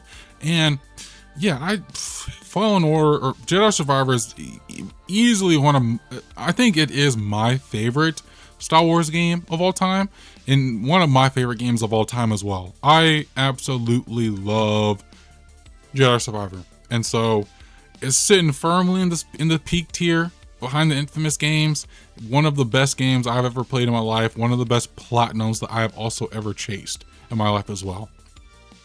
Next up, we have Miles Morales. This one's going to go after the PS5 version, although I did spend a lot more time in the PS4 version compared to PS5. I'm just going to put it at, well, I'll put the PS4 one at, no, never mind. No, I'm not. I'm going to leave it right there. All right. Wolfenstein: The New Order. I'm going to put you into amazing. I'm going to put you though. I think I'm going to put it after Ghost of Tsushima. I think that's a good spot, because luckily with this one, because I played majority of this in 2014, got the platinum in 2023, but I played it again in 2024 on the Xbox. And so I do have that experience fresh in my head, which is very beneficial for this. And so for this one, for the New Order, very simple trophy list, but I won't say it's a very straightforward one, because for this one, you do have to get, so obviously, of course, you get trophies for completing each of the game's levels. You know, there is that. You also get like trophies for finding certain things. But this one also, I think with Wolfenstein: The New Order, this is what really kind of kickstarted my whole fascination with, like, again, playing the game outside of just finishing it. You know, once I finished Wolfenstein: The New Order, I actually went back and played it again when I got on PS4, and this is the first time in a game where I actively wanted to seek out all the collectibles and just get as much done in this as I could. And so that's what I did back in 2014, which was beneficial in 2023 when I played it again, because luckily my save file was still there. And so I didn't have to do much in terms of cleanup when I got the platinum for it, just like some small miscellaneous things like getting X amount of kills with this weapon or whatever. And That's what a good chunk of this trophy list is, because you have to complete like different challenges and stuff, and so in order to complete those challenges you have to get a certain amount of kills with certain weapons and things like that, and so, or perks, it's the perk system that I'm thinking of. And so that's where that whole like kill X amount of enemies with this weapon come from, or do X things with this, that's where that comes from, are the perks. And so the perk system is what majority of the list is composed of, and so that's why I'm gonna put it like in the middle here. Not like a super amazing platinum trophy to get, because this one, you have to play this one the hardest difficulty, which is what I did on my Xbox playthrough the whole way through. You know, it was difficult, as you would imagine. But yeah, I'm gonna put this just like, you know, not quite as high as the games in front of it, but not super low into the amazing tier. Saints Row the Third. This one I'm going to put at the top of amazing. I don't think it's quite up there as like when it comes to peak, but I'm gonna put this at the top of amazing. And the reason I do that, I think Saints Row the Third has possibly the best trophy list out of the entire Saints Row series, right? This was the first one that I got the platinum in, right? The first two games do not have platinums. First game was an Xbox 360 exclusive. Second one does not have any trophies at all. But I am playing through the first and second game on the Xbox to get the achievements, right? And those two have multiplayer achievements, which is one of like a big red flag in a game like that is just having multiplayer achievements, right? So there's that going for it. Saints Row 4 I'll get into in a little bit, and like the other games I don't want to spoil, but I think this one just has this one just has the perfect trophy list, right? Because it is, again, encouraging you to do everything that you can in the game. Play the story. You can play the story and get the trophies just fine for that, but go through and play all the activities. Go through and find the collectibles. Go through and like do this, do that. And the thing with that is like, you, depending on your like how much you like this game, because I do think that is a factor in whether or not you want to platinum it or not, depending on your levels of enjoyment in the game, you're gonna do this stuff naturally, right? To like level up and grind things out and just like see yourself and your gang take over all of Steelport. And I think for that, because I think there's one trophy that I feel like really capitalizes on all this, and there's one for spending 30 hours in the game. And if you decide to do everything in the game, you're going to get that trophy regardless. You're going to get that trophy incredibly naturally. And even if like there might be a chance you still have much to do after you hit that 30-hour mark. I know for me, I did. My first playthrough, because this is the remastered version that I played on PS5. For this one, I think I spent a solid 35 hours in the story, if I'm correct. And then, you know, additional hours with the DLC and stuff. Playing it again on PS3, I still had stuff to do after I hit the 30-hour mark. And so I think for that, you know, it's an amazing trophy list. Now, depending on who you ask, this could be also an amazing game. Might not be the best game. For me, I think it's a great game. I wouldn't go as far as to say amazing. It's not my favorite in the series personally, but it's still a great game to me, and it has one of the best trophy lists in the series. And so for that, it's going to go at the top of amazing. Saints Row 4, not as quite as high, although I think this one I did have a lot more fun compared to Saints Row the Third. I'm going to put this, actually, you know what? No, yeah. I'm going to put this one, I think I'm going to put this one behind Control. Not behind First Light, behind Control. Because again, this one I think I have a lot more fun playing compared to Saints Row the Third.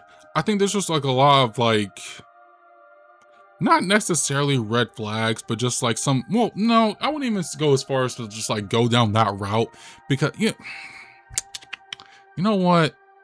I'm going to put this one above it actually. But I do think I'm going to shuffle these things around. I know I just like sat here and completely praised that, well, I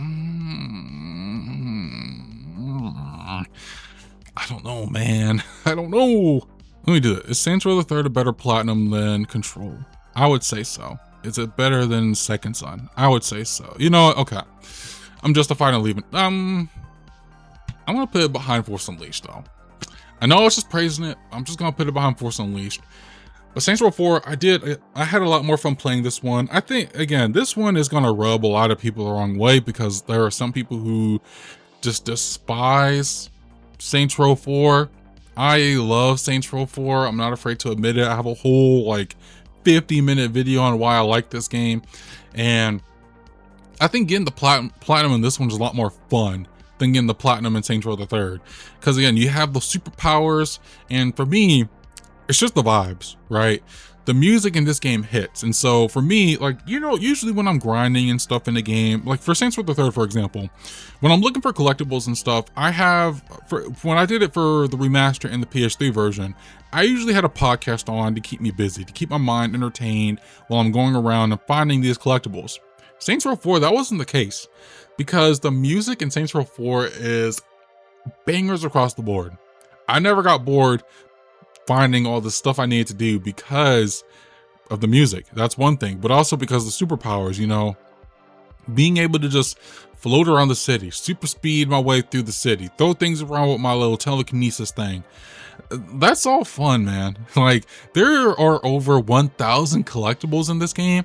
I never grew bored hunting down all 1,000 of them. I did not. And so I feel like that really, again, this is all my opinion, all very subjective. I really think that kind of speaks to the kind of game Saints Row 4 is, right? And so, again, I think the only reason I was kind of hesitating on whether or not this was better than this or Saints Row the Third is that you can finish all of this way before the time requirement trophy that's in this one. And so for this one, it's asking you to play for 40 hours. Me, I did everything in like 21, 22 hours. And so I played like the DLC and I had like a solid 14 hours before that trophy requirement was ready. I had to like leave my PlayStation on overnight to get that. And so that's the one thing like I was kind of hesitating on like leaving this that high because again, like for that, for some people it might take 40 hours to play this. But yeah, for me, doing everything and even still just taking my time to do it all, only took me like 22 hours. And so that's where some hesitation came from.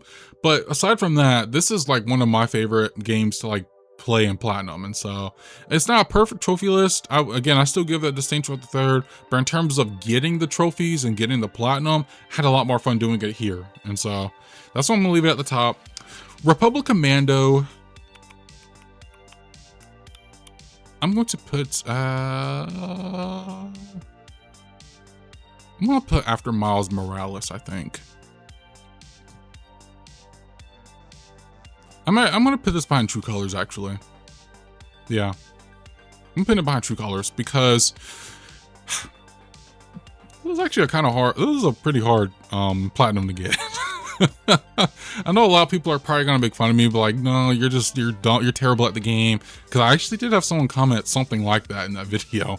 But yeah, no, this was difficult to get through. And so, again, the trophy list is very straightforward. I will give it that. You know, you just play through each of the campaigns and then, you know, do some miscellaneous things here and there.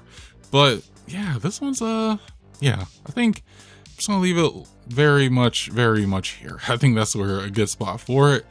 Spider-Man Remastered is gonna just go after Spider-Man right here. Get Out of Hell, I'm gonna put this in the good tier, but I'm gonna put it above Force Unleashed. Yeah, this one, Get Out of Hell, it's just like, this one was a little like, not frustrating, but just kind of given what the game is, very annoying to get because there's a lot of kill related. So the main thing that you have to work on are challenges in Saints Row Saints Row Get Out of Hell. Challenges are in the 3rd and they're in 4, but they feel very much catered to that game and to that experience. Saints Row Get Out of Hell, those challenges do not feel catered towards this experience because there's a lot of kill related trophies, but there's not a lot of like activities or diversions that capitalize on like killing hundreds of enemies at a time that you would need to do to get those challenges done. And so for that, that was that was a very annoying thing to do, was to like constantly, you know, have to replay diversions, but just be careful enough not to actually finish it so I can get the challenge that I needed to do. So that was very annoying. That was very frustrating. And again, this trophy list is very similar to Saints Row 4, so it should be higher up. But again, just for some things, some little annoying things like that. There's some trophies I remember like being super frustrating to get as well. And so, yeah, I think for that, it's just gonna go into good. You know, not like, yeah, it's just gonna go into good, I think. Incredibles, same thing. I'm gonna put this in the good category, probably below Force Unleashed.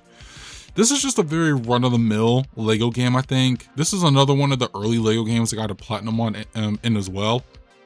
But yeah, I don't know. It's just very run-of-the-mill. I think just focusing on the Incredibles IP is interesting, to say the least. I don't know. I think it's just very interesting. A very interesting video game, a very interesting Lego game too. Again, trophies for this are very simple. You know, just play the story, get 100%, do all the things you need to do to get 100%, and then just do some miscellaneous things on the open world. And so, yeah, because again, like that's a formula for almost all the Lego games. And so, unless it does something super special, I think it just like a lot of Lego games are gonna go here in the good tier. And so, that's where Lego Incredibles is gonna go. Alan Wake Remastered. I think this one is gonna go above Republic Commando, but not quite as high, not quite that high. I'm gonna put it above Republic Commando because Alan Wake, I really enjoy Alan Wake. I really do. It's one of my favorite Remedy games for sure. Let's see, story is good. You know, you get trophies for completing the story. You get trophies for different like weapons, like killing certain enemies with this weapon amount of times, performing a certain kill, like a double kill with like a shotgun or something, or a hunting rifle. And so gameplay wise, it does feel very smooth. I do like some of those combat trophies. There are a lot of collectibles in this game, so there is also that. There's also some difficulty trophies in this one as well, but you have to play the game normally first in order to unlock that harder difficulty trophy. And then there's also some collectibles that are tied to that difficulty trophy as well. And so there is that. So yeah, for that reason, I'm gonna, you know, not put it as high, but definitely, I still think it is amazing enough to go into the amazing tier. And so moving on, we have Arkham Origins. This one, not gonna go quite into peak, but it is gonna go, I'd say, very high into amazing. I'm gonna put this one above Second Son. Trying to think if I want to put it higher.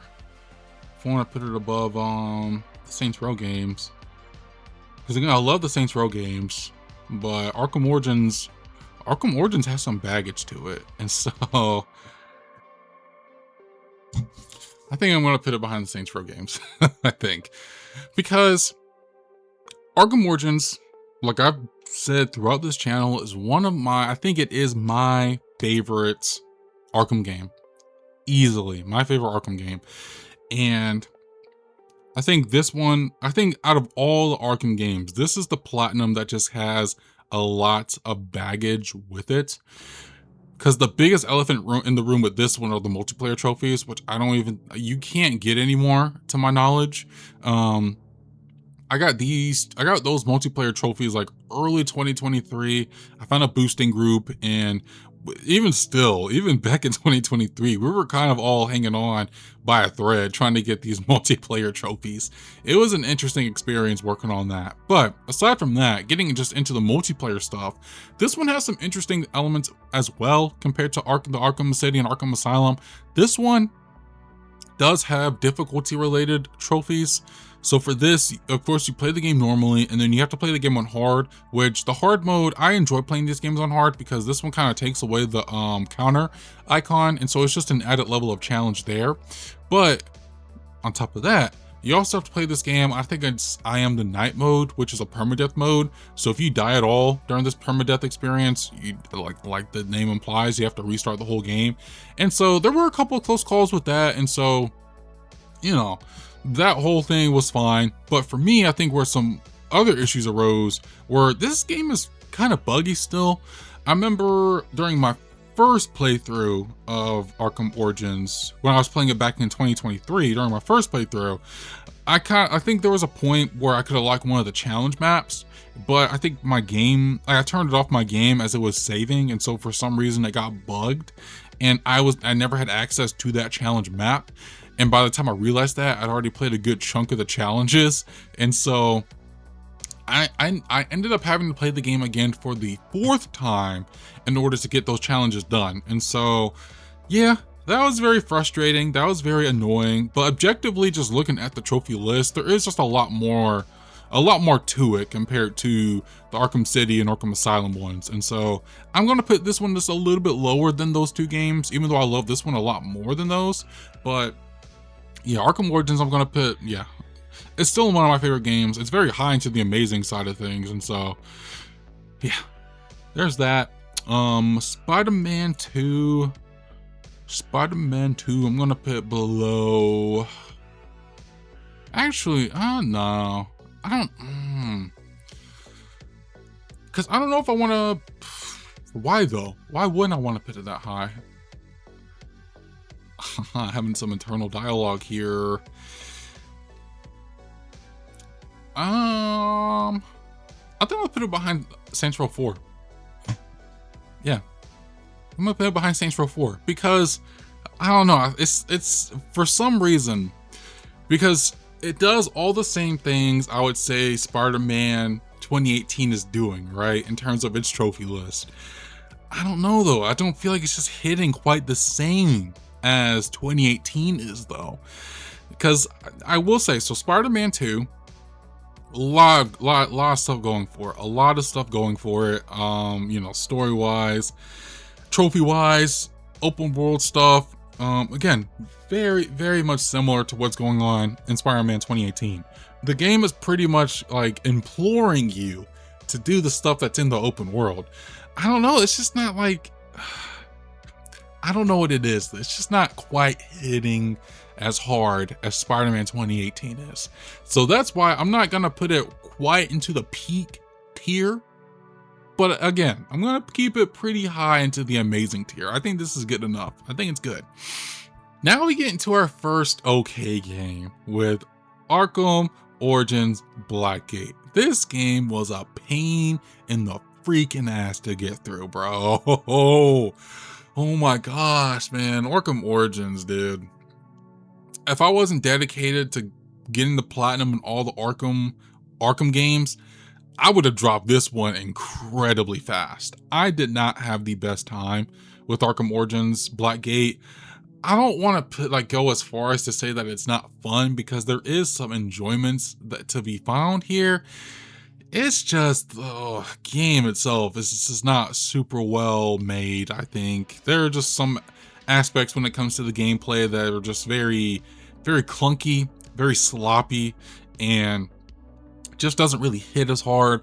And I mean, granted, this is not anything like, this is nowhere near Arkham Origins, because this is like a 2D brawler, action brawler game, but still, it's just like the whole combat is just not that great. But what the game does have going for it, I will say, like, the puzzly side of this game works fine. The story, like the way the cutscenes are told, the comic book style animations are really cool. I will give it that. But in terms of, like, you know, just playing the game, exploring, finding things, not the best part, not the best aspect of it. And so we finally have an okay game. I mean, I shouldn't sound super happy about that, but, you know, we're spreading things out a little bit. And so, yeah, I'm just gonna, yeah, it's just an okay experience. Continuing on, we have Destroy All Humans, the original version of Destroy All Humans, back from like 2005, I think, 2005. It's definitely gonna, I think, go into amazing. But I would say pretty higher up into the amazing one. I would put it above Miles Morales. I think here's a good spot. I put it above Miles Morales. Um, actually, do I? Do I feel that hot on the Destroy All Humans? No, I don't. Let's see. I'm gonna lower this down a little bit. I think above Horizon is actually a good spot. I think this is a good spot for Destroy All Humans. It's a great game. Don't get me wrong. I enjoy Destroy All Humans, but you know, just I think looking back, there are just some things that kind of hold the Platinum back, in my opinion, at least in this version. I'm gonna get into the remake soon for sure. But yeah, I'm just kind of thinking like, is it really that high of a like trophy list? Like, I don't think it needs to go that high. But I definitely think it is in the amazing tier. I think it does, you know, stay here because it's definitely better than like some of the stuff that's in good, but not quite as high as some of the stuff that's in the amazing tier, I think. And so I think this is a good enough spot for it. Try to think like what's going on in this one. You know, you're getting stuff for completing the missions, obviously. Upgrades, things like that. I just feel like it's very simple in terms of that stuff. Like you're just really doing all that, and so yeah, I think this is a good enough spot for Destroy All Humans. Arkham Knight, I'm gonna put this one a little bit lower than these, just because Arkham Knight isn't my favorite of the Arkham games. I think I'm gonna put it above Miles Morales. It's not my favorite in the Arkham games, but it's still a damn great video game for sure. And again, the trophy list is very simple, like, or not simple, but standard in this series. So I'm right now, you know, just story stuff, obviously, combat stuff, upgrades. I think, let's see, what did I have to do when I came back? I did start, not like, because I was in the middle of a save, but I did start a new game, just like kind of start from scratch and just get things kind of sorted there, get my bearings. And then I came back, finished up the playthrough I had from like 2015. Let's see, I know Riddler stuff. The Riddler stuff was very, very tedious. And like, I say this as a person who actually kind of like enjoys doing the Riddler stuff in the Arkham games. Like Arkham City is a lot. It has like 400 plus Riddler trophies. But once I get into the groove of them, I actually do have like a fun time getting them in that game. Arkham Asylum's a little bit, you know, a little more like, you know, you probably will need a guide for that. Same with Origins. But yeah, Arkham Knight, this one did take me a while to get through when it came to the Riddler stuff. And then, of course, some other stuff like, you know, stuff with the Batmobile and things like that. And so, yeah, not as high up as like the other Arkham games, but still, I'd say it's amazing. An amazing trophy list to get through. Gotham Knights is going to go, I think, at the very top of good. I don't want to go as far as to say that it is amazing, but yeah, I definitely think at the top of good is a good spot for it because, again, like this one, I know a lot of people do not like this one. I definitely have the mindset of like I enjoy my time with Gotham Knights. You know, it's no Arkham, that's for sure. Nowhere near Arkham in any way, shape, or form, but still one that I enjoy playing. I enjoyed playing through. And the trophy list, again, is very simple, very somewhat straightforward to get through. There's only just like a handful of trophies that are very frustrating to do, like stopping 250 crimes. That one is still very bizarre to me. There are some where you have to defeat a certain amount of enemies for some things, like mainly the man bats or something. I can't quite remember what they were you had to fight, but that one was kind of annoying to do. But other than that, I mean, the game itself is fine. I enjoy my time in Gotham Knights, and so that's why I'm gonna put it at the very top of good, where it belongs. Another okay game, the Lego Movie video game. I just think this game's okay. You know, that's why I'm gonna put it in the okay category. Again, the trophy list is very simple for a Lego game. You know, just play the story, collect the characters, collect the studs, collect the gold bricks, all that jazz to get 100%. But yeah, overall, the experience is just okay. So, just gonna leave it there. Suicide Squad, Kill the Justice League. I'm gonna put like, let's see, because I'm gonna be like honest, and this isn't like me tooting like a high horse or anything. I feel like I had a little bit, I found some enjoyment out of getting the platinum here compared to a lot of people. So I'm gonna put it in good. I think I'm gonna put this above The Incredibles. Because I feel like this is gonna be like a hot take because again, Suicide Squad is not a well-regarded video game, but I had a fun time playing this. I enjoyed like my time getting the platinum. It's not like I would want to take that back, but at the end of the day, it's just like another okay to good game in my library here. It's one that I did platinum and it's kind of like, fell off, didn't really touch, which is kind of antithetical to what like the whole live service thing they were trying to push here. But still, that's just how I played it. That's how I felt about it. And we just move on, man. We move on from that. Destroy All Humans 2. I'm going to put above Destroy All Humans because I did have a lot more fun with this. But not like super high up, I think. I am probably going to put it like... I think I'm going to put this one a little bit above Life is Strange True Colors. Because it does, again, improves on what Destroy All Humans 1 did. There's a much more, I think, interesting story going on here.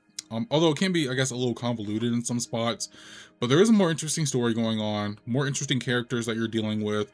More interesting, like, mechanics going on. Like, there's some dialogue stuff you can do here. Although, you don't really... It's not like you're making any choices or anything like that. A lot more, like, varied environments. You're not just, like, exploring the United States anymore this time. You're actually exploring the entire world, which is really cool. And so, yeah, again, just a very simple, very easy trophy list. So I'm going to just kind of leave it. Like, I mean, it's very, I guess, in some ways kind of similar to Destroy All Humans. There's a lot more you need to do here. Like, I know there's one where you have to, like, collect humans, like, make, like, some kind of human smoothie or something. Well, I think that's what one of the trophies are called. I don't quite remember. But, yes, very fun, very, very fun game, a very fun platinum to get as well. And so, I mean, I did it twice, so very fun platinums to work towards. But yeah, this one I definitely would put above the first Destroy All Humans. And so... And then Prince of Persia: The Lost Crown. I'm going to pick... You are going in peak, sir. You are going in peak, and you are going to go... I would say you're going to go above Spider-Man. I was so blown away by Prince of Persia: The Lost Crown. And so, I'm like... this is a game I tried to recommend as much as I can on the channel. It sucks what happened to the studio because they did get shut down. But again, this is another example of a trophy list that encouraged me, that like enhanced my experience, right? Because again, it's enough to just play through the story. It is a Metroidvania, so you're unlocking stuff as you progress, so you can come back and unlock more things. And again, it's enough to just play through the story, right? But I wanted to stay in this world. I wanted to explore as much as I could in this game. And yeah, the trophy list was just phenomenal in that. It's such a great game, such a great list. And again, one that I would highly recommend to as many people as I could. Next up, we have Dark Forces. I'm going to put this one like just below Gotham Knights. It is a great game, but yeah, trophy list that is very simple. Nothing that's going to blow your socks off or anything. Nothing super memorable in my opinion, but still a good game, still a good trophy list. And so I'm gonna put it right in there. Lego Ninjago, the movie, the video game. So this is what I was talking about when it comes to Lego games, right? Because most, if not all, the Lego games have a very simple, very straightforward platinum, right? You have to do something special to stand out. That's what Lego Ninjago does. Lego Ninjago stands out amongst the pack. And for that, this is gonna go...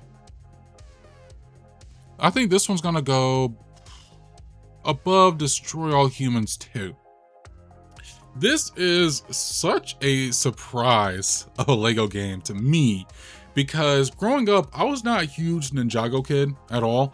I had maybe like 1 or 2 sets here and there, but I never watched the cartoons or on Cartoon Network or anything. I was never like super into the lore. I didn't watch the Lego Ninjago movie until I played this game.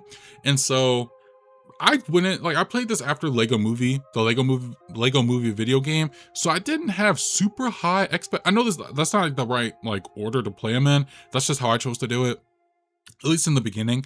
And so going in, I didn't have super high expectations for this one, but those expectations were completely blown out of the water by the time I played it, because from the first like few minutes of the game, I was already kind of blown away when it came to like the combat system that this game has. This has like a very robust combat system for a Lego game, to be completely honest. And then just some of the way that it changes up the gameplay formula, like when it comes to collecting studs, filling up meters. I don't think this one has mini kits, and so that's one thing you don't have to worry about. The levels are kind of like open world, like there's not the levels and then the open world. It's all like one interconnected thing, right?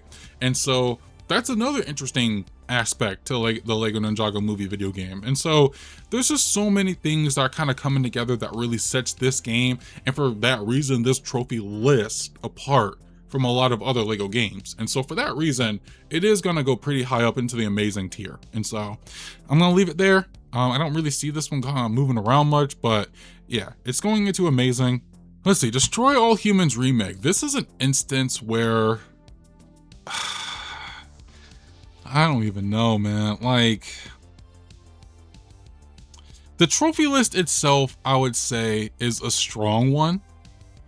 In some cases, it might even be stronger than Destroy All Humans, the original Destroy All Humans.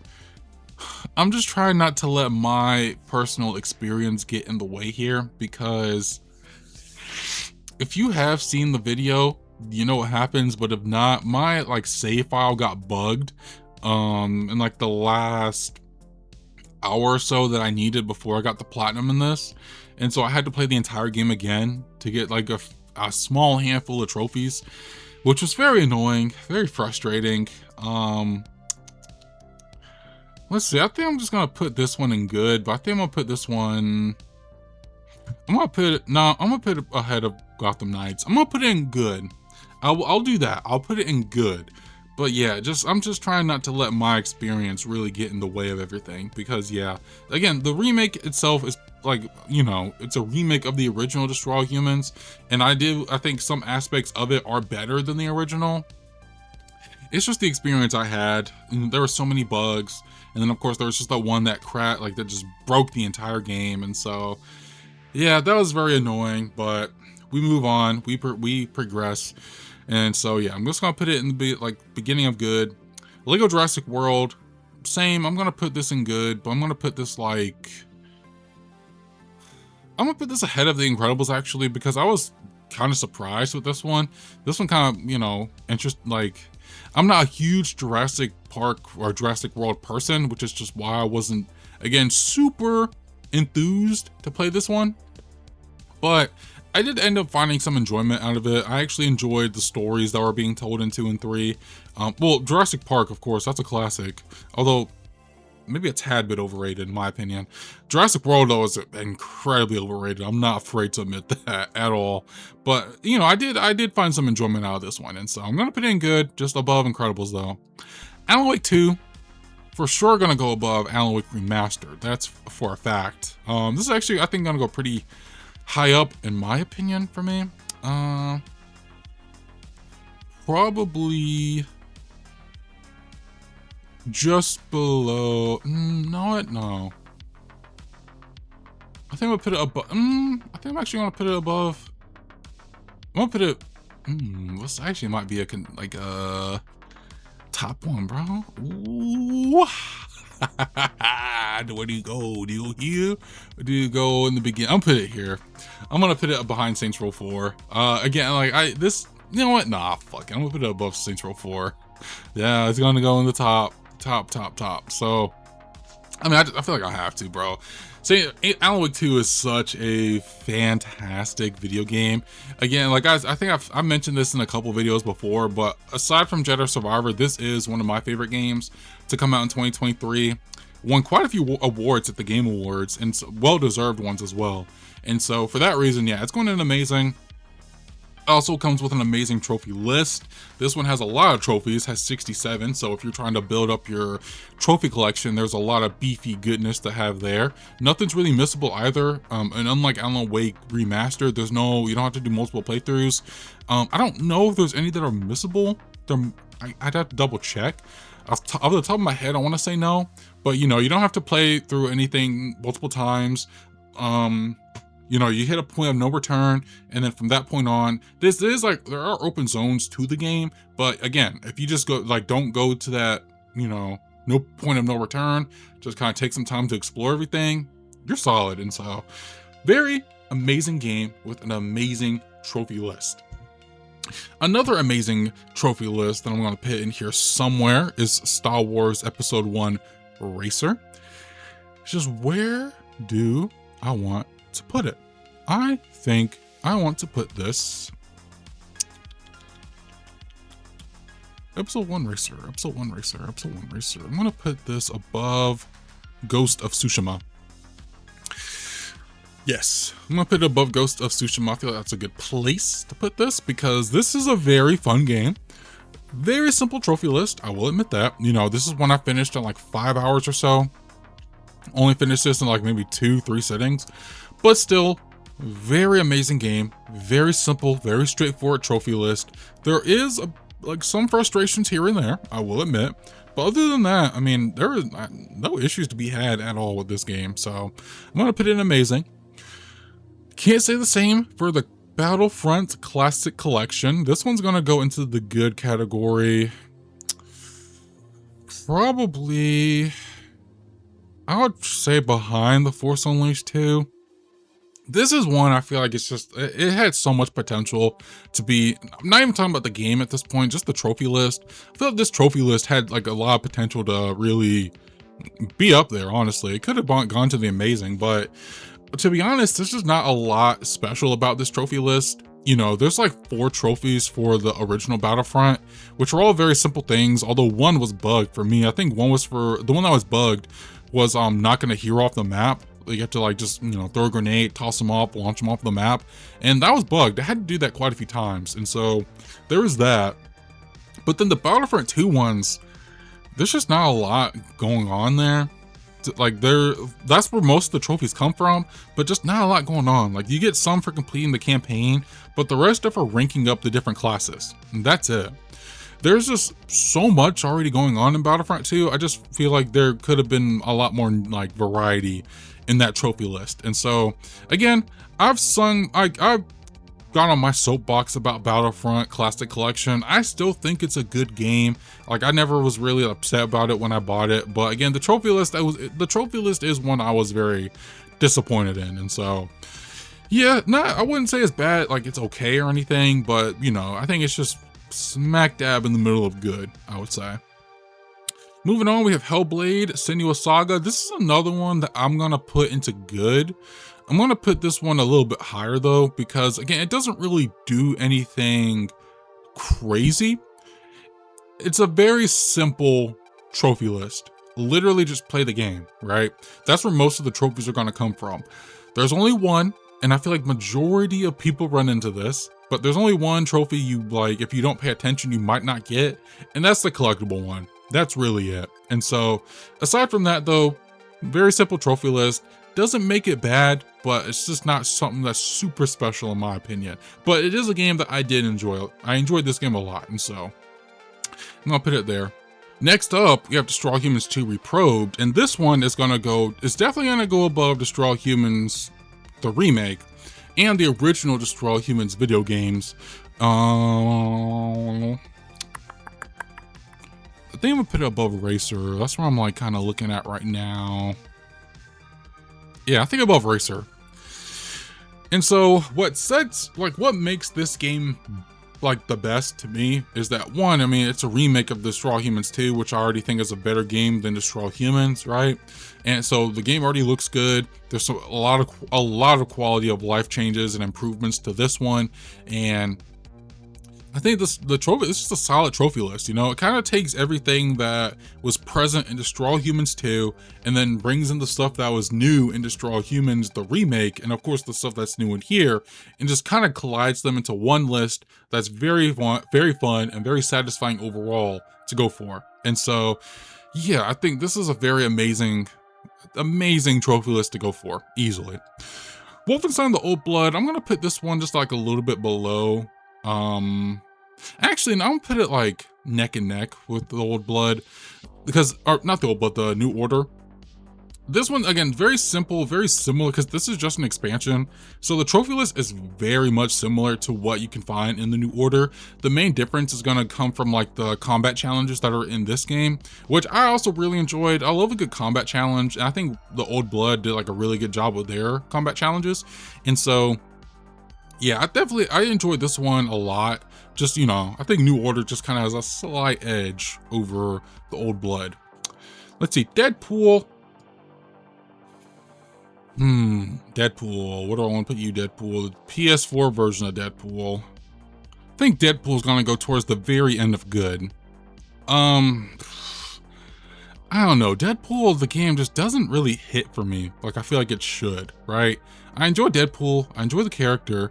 But yeah, the game itself just wasn't really like anything crazy to me. And so, yeah, I think I'm just gonna put it towards the end of good. You know, it's a trophy list that like I don't remember super well, just because I kind of came back into it pretty late when it came to like, you know, getting it for Deadpool, Wolverine, things like that. And yeah, I think that's just where it's gonna go. Because I don't think it's like okay, like that tier, but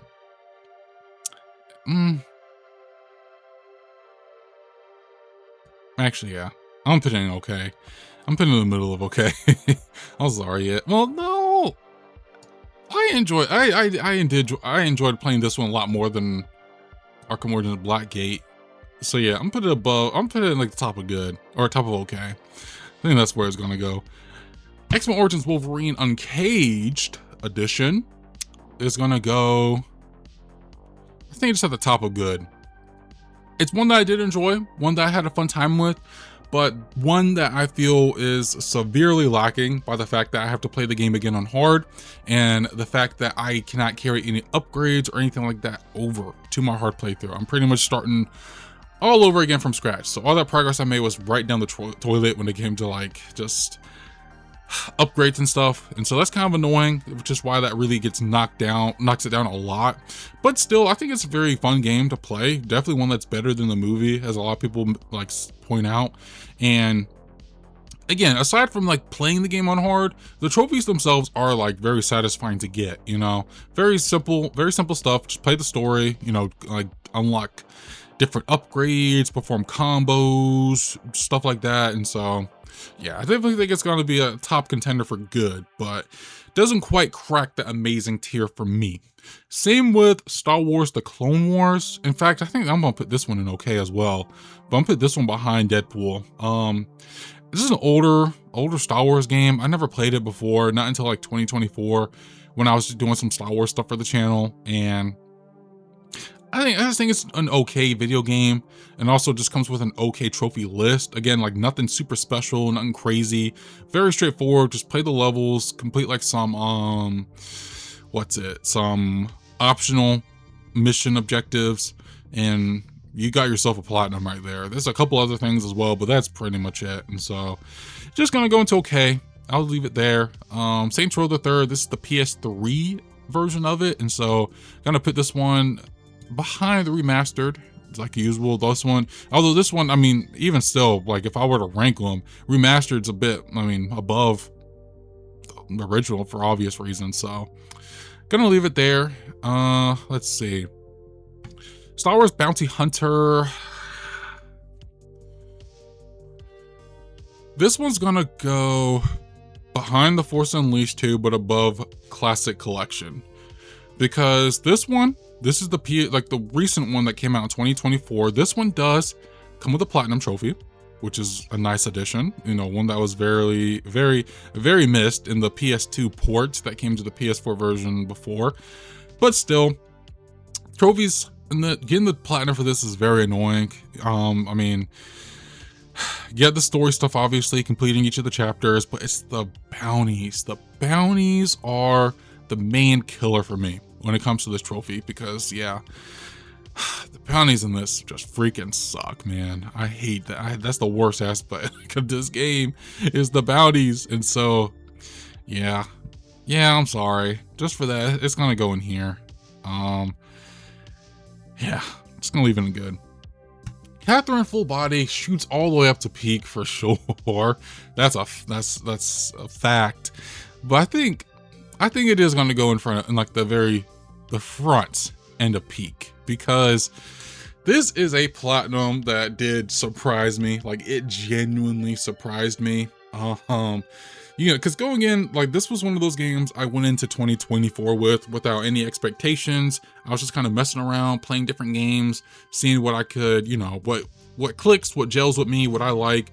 And yeah, Catherine full body, I like this, like my first playthrough of it. But then we get into the rest of the stuff. And for a lot of people, this is stuff that will be like complete turnoffs for them, right? So the second thing that I did for the platinum was Babel, which is like 4 challenge stages, right? Hard as hell. Someone like, just because like they're randomly generated, right? And so not each run, like not one run is the same, right? Certain patterns and stuff will carry over from run to run, but other than that, it's completely random every single time, right? And so you really like that playing Babel, like pretty much like so when I first played through the game, right, I thought I was good, I thought I was decent, but when I got into Babel, I realized I was not good, I was not decent. There was a lot of techniques I just didn't pick up on, and so it really put me in my place. Babel really put me in my place, right? And so I spent like a solid month or two just on Babel, right? Not something I did every day, because after a while I would just kind of get discouraged and just set it aside and play something else. But it's one that I played on and stayed consistent with for like a couple months, right? And eventually I got that done, right? I eventually got it done. And then of course, it doesn't stop. You have to play all the levels on each of the game's difficulties and like modes, which there are 6 of. You have to do each like level 6 times essentially to get a gold ranking for them, right? And you have to perform them within like a certain time constraint and get a certain amount of like money to get the gold rank. So that's another thing that set me back as well. And then of course I have to play through the story a couple more times to get all the different endings in the game. And so for all those reasons, this should not be a peak platinum, but to me it is. This is a peak platinum in my opinion, because I would not have done all this stuff normally if it wasn't for the platinum. I would not have struggled through Babel for 2 months if it wasn't for the platinum. I would not have played through this, like all these levels 6 different times if it wasn't for the platinum. I would not have seen every single ending in this game if it was not for the platinum. And so, again, for a lot of people, it's like, but why would you put yourself through that like struggle, right? And I think at the end of the day, it's just because I really enjoyed Catherine from like the very first moments I played the game, right? I never played Atlas games before or anything like that, so I was never like used to like, I guess that style of video game, or even just like a puzzle game, to be honest. Like puzzle games are not really like something I seek out to play. But yeah, Catherine full body like really just like changed all that for me. And so once I start playing, I was kind of like, I'm committed, right? I want to see this all the way through to the end. And once I finished that first playthrough, I'm just like, yes, I really enjoyed my time here. I want to keep going. And I mean, I just kept going, and then I eventually got the platinum, and that was probably one of the most satisfying platinums I've ever achieved in my life. And for that reason, it's going at the very top of peak. And I don't think anything's really going to dethrone it, to be completely honest. And so that's my spiel on Catherine full body. We can continue on with the next game, which is Star Wars Outlaws. I think this one is gonna go, we'll put this one behind Republic Commando, because I enjoy Star Wars Outlaws a lot, but there are some issues with the trophy. The platinum was bugged. There was one trophy that bugged the platinum for a solid like 2 weeks or so. So that was very frustrating to deal with. But I mean, other than that, you know, very straightforward platinum as well. Just play through the story, complete some stuff in the open world, do this, do that, bada bing, bada boom. And you're pretty much solid for that. So yeah, nothing crazy here. And again, just that bugged trophy kind of sets things back a little bit for me, although it's not the case anymore. But yeah, I'm gonna put this, I'd put it in amazing, but just like, you know, towards the bottom part of amazing. Astrobot though, this one gets pretty high up in my opinion. Let's see. I think this is a good spot. This, yeah, yeah, this feels right to me. Yeah. No, actually, I could put this one a little higher. Um,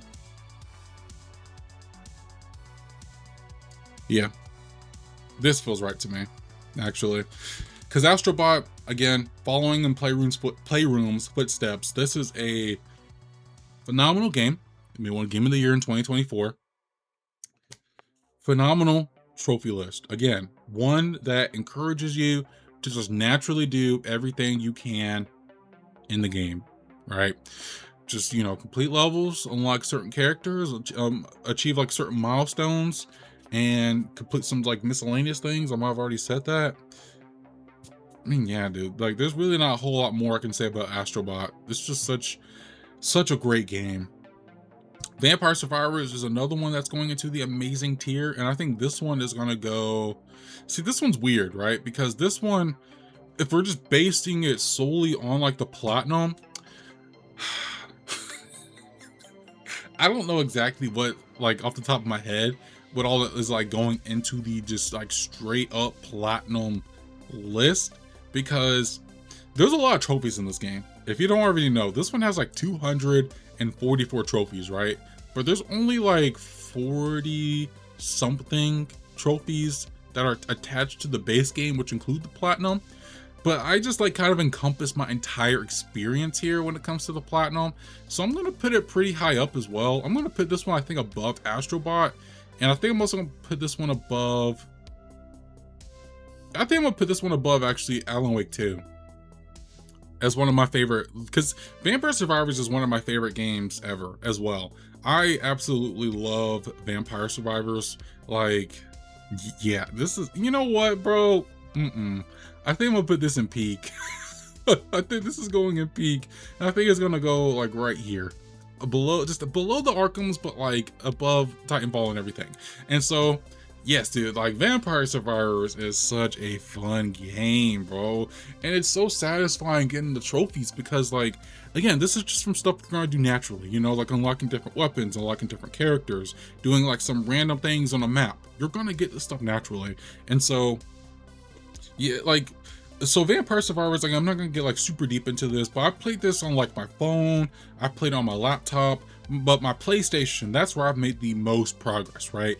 This is where I've experienced and seen the most things. And so, yeah, again, the platinum definitely helped me do that. Although, I mean, it's the same across all the other versions, but still, the platinum definitely helped me to like do that. And so, yeah, definitely, it's gonna go in peak. It's going in peak.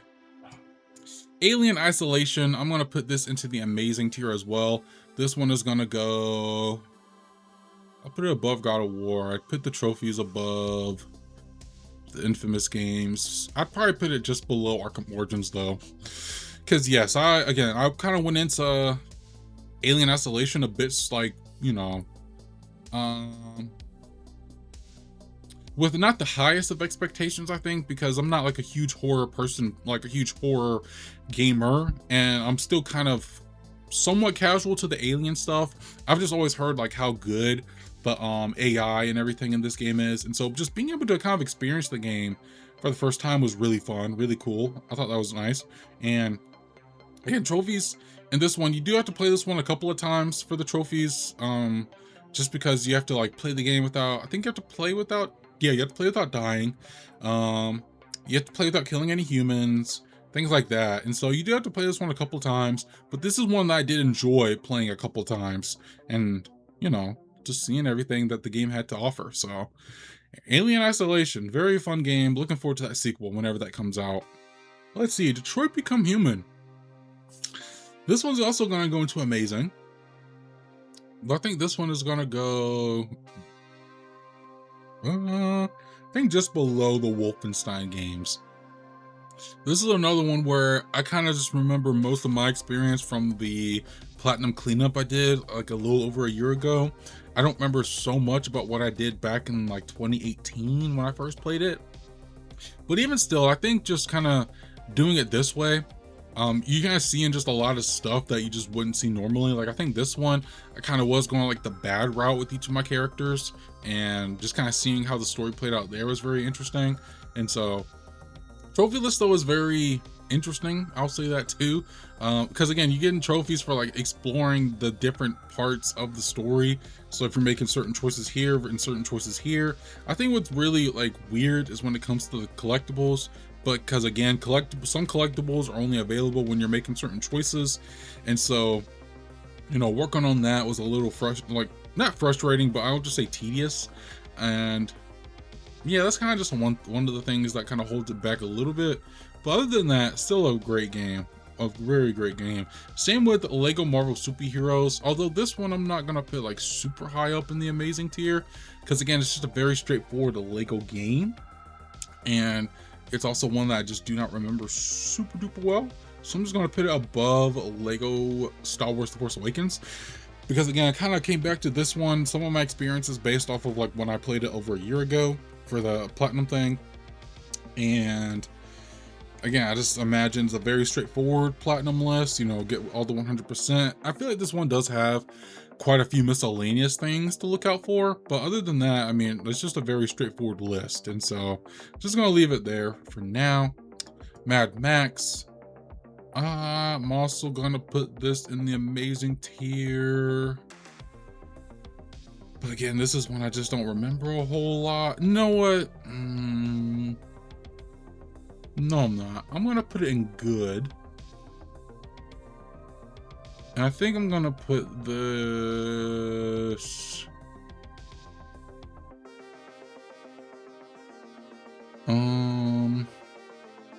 behind the Spider-Man games. Because again, this is Mad Max, I enjoy it a lot. One of my favorite games, one of the most underrated games to come out on the PlayStation. And it's one of my favorite games to come out during those years. But yeah, the trophy list, it's one that I did complete majority of naturally. It's just those last sets of trophies that can kind of be very annoying, especially the collectibles.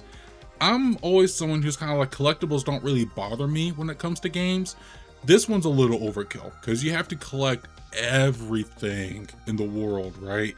So yes, that's very annoying. And then of course there's also some online trophies that you have to like work on as well. So this is unobtainable as of the time I'm recording this, which is a little annoying. And so there's also that, but still, I enjoy the game.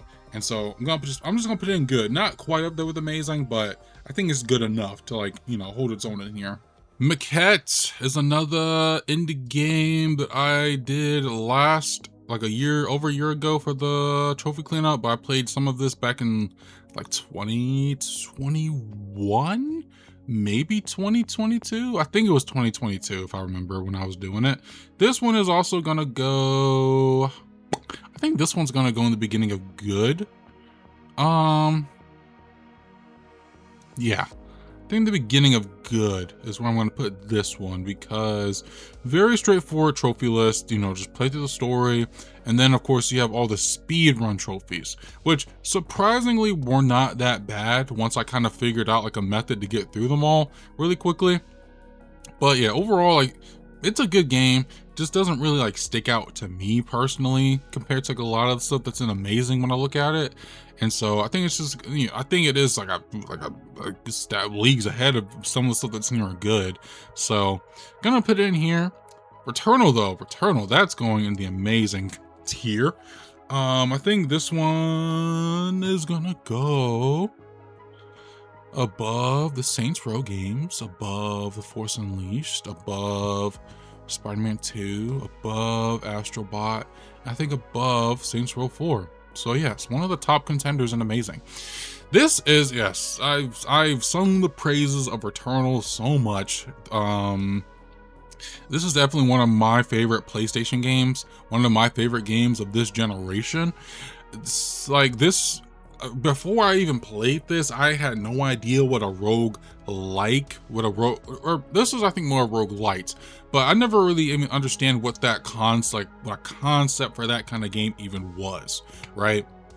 And so this one really introduced me to that whole genre of games. And I think Housemarque was just able to really, take their like the stuff that makes them Housemarque, put them into this game, and then of course like introduce some like story stuff into this as well. And so for a lot of those reasons, I hold this game up in such high regard. The trophy list in this one too is also really good. It's one like this is another game where like throughout the years I would just play and try to at least try like get some of the trophies whenever I could, right? And so really one of the big things I think that was holding me back were the collectibles, because again, as a roguelite, a lot of the stuff is randomly generated, but it's kind of like it's not like they're procedural or anything like that. Like each level will have a certain like layout to it and like certain pieces that go to that level, right? And so just finding some of them are kind of like annoying, especially when there was one in like the second biome that I visit where the room that I needed for a collectible was one of the rarest rooms to spawn in the game. Like I literally spent like a couple nights for like an hour or two constantly running the same run over and over again, hoping this room would spawn.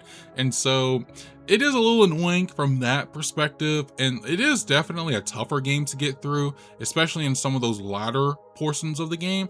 But once I kind of found my groove and just kind of understood what made the game click and just kind of further understood the genre as a whole, I loved Returnal, and I'm very much looking forward to Saros. But when it comes to like Returnal, it's in its trophy list, sitting right at the top of amazing. Not quite up there when it comes to like the peak trophy list, but this one's definitely top, like a top contender for amazing.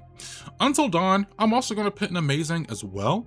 I think it's gonna go. Let's see.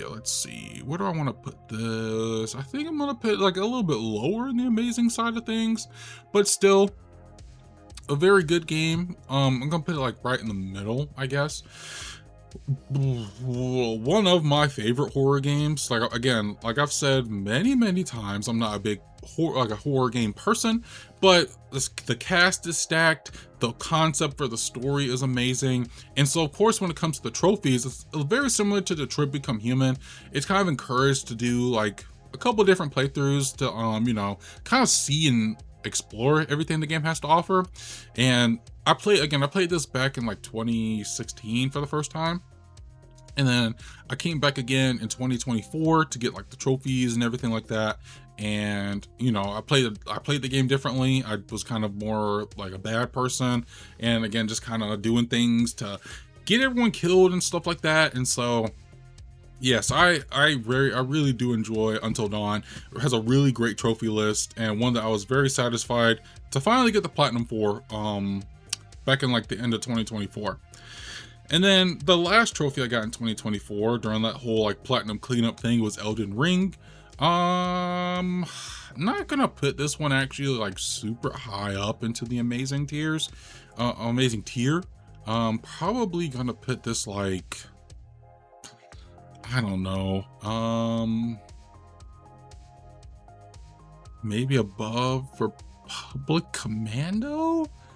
Yeah, I think no, I'm gonna put it above Alan Wake, because again, Elden Ring is a very good game. I actually really enjoy Elden Ring. I'm not a big Souls person, From Software player, but I do enjoy Elden Ring a lot. I just enjoy the whole open world and nature of the game. But yeah, just I think getting the plot, you definitely, well, I don't want to say definitely, because I'm pretty sure there are some people who just play this game for the love of the game. But me personally, I needed a guide for a lot of this stuff. And so to me, this is one of those games that's very guide heavy when it comes to trying to get the platinum. There's just a lot of things I wouldn't have discovered naturally without the help of a guide. And so it definitely helped there. And I mean, overall, again, just kind of, was able to just explore a bunch of things I just probably would not have like found naturally throughout the game. And so for that, I'm gonna put it in amazing, but just not like crazy high up like I feel like a lot of people might have it at. Donut County, I'm gonna put it at the top of good. It's nothing crazy when it comes to the trophy list. Very simple, very straightforward. Doesn't make it bad. I think that's one thing I want to highlight, is that even though I say like a trophy list is simple, I may put it like a little lower in the tiers. It doesn't make it a bad game. It's still a good game. It has a good trophy list, just not something that was quite like memorable or special or like stuck out to me necessarily.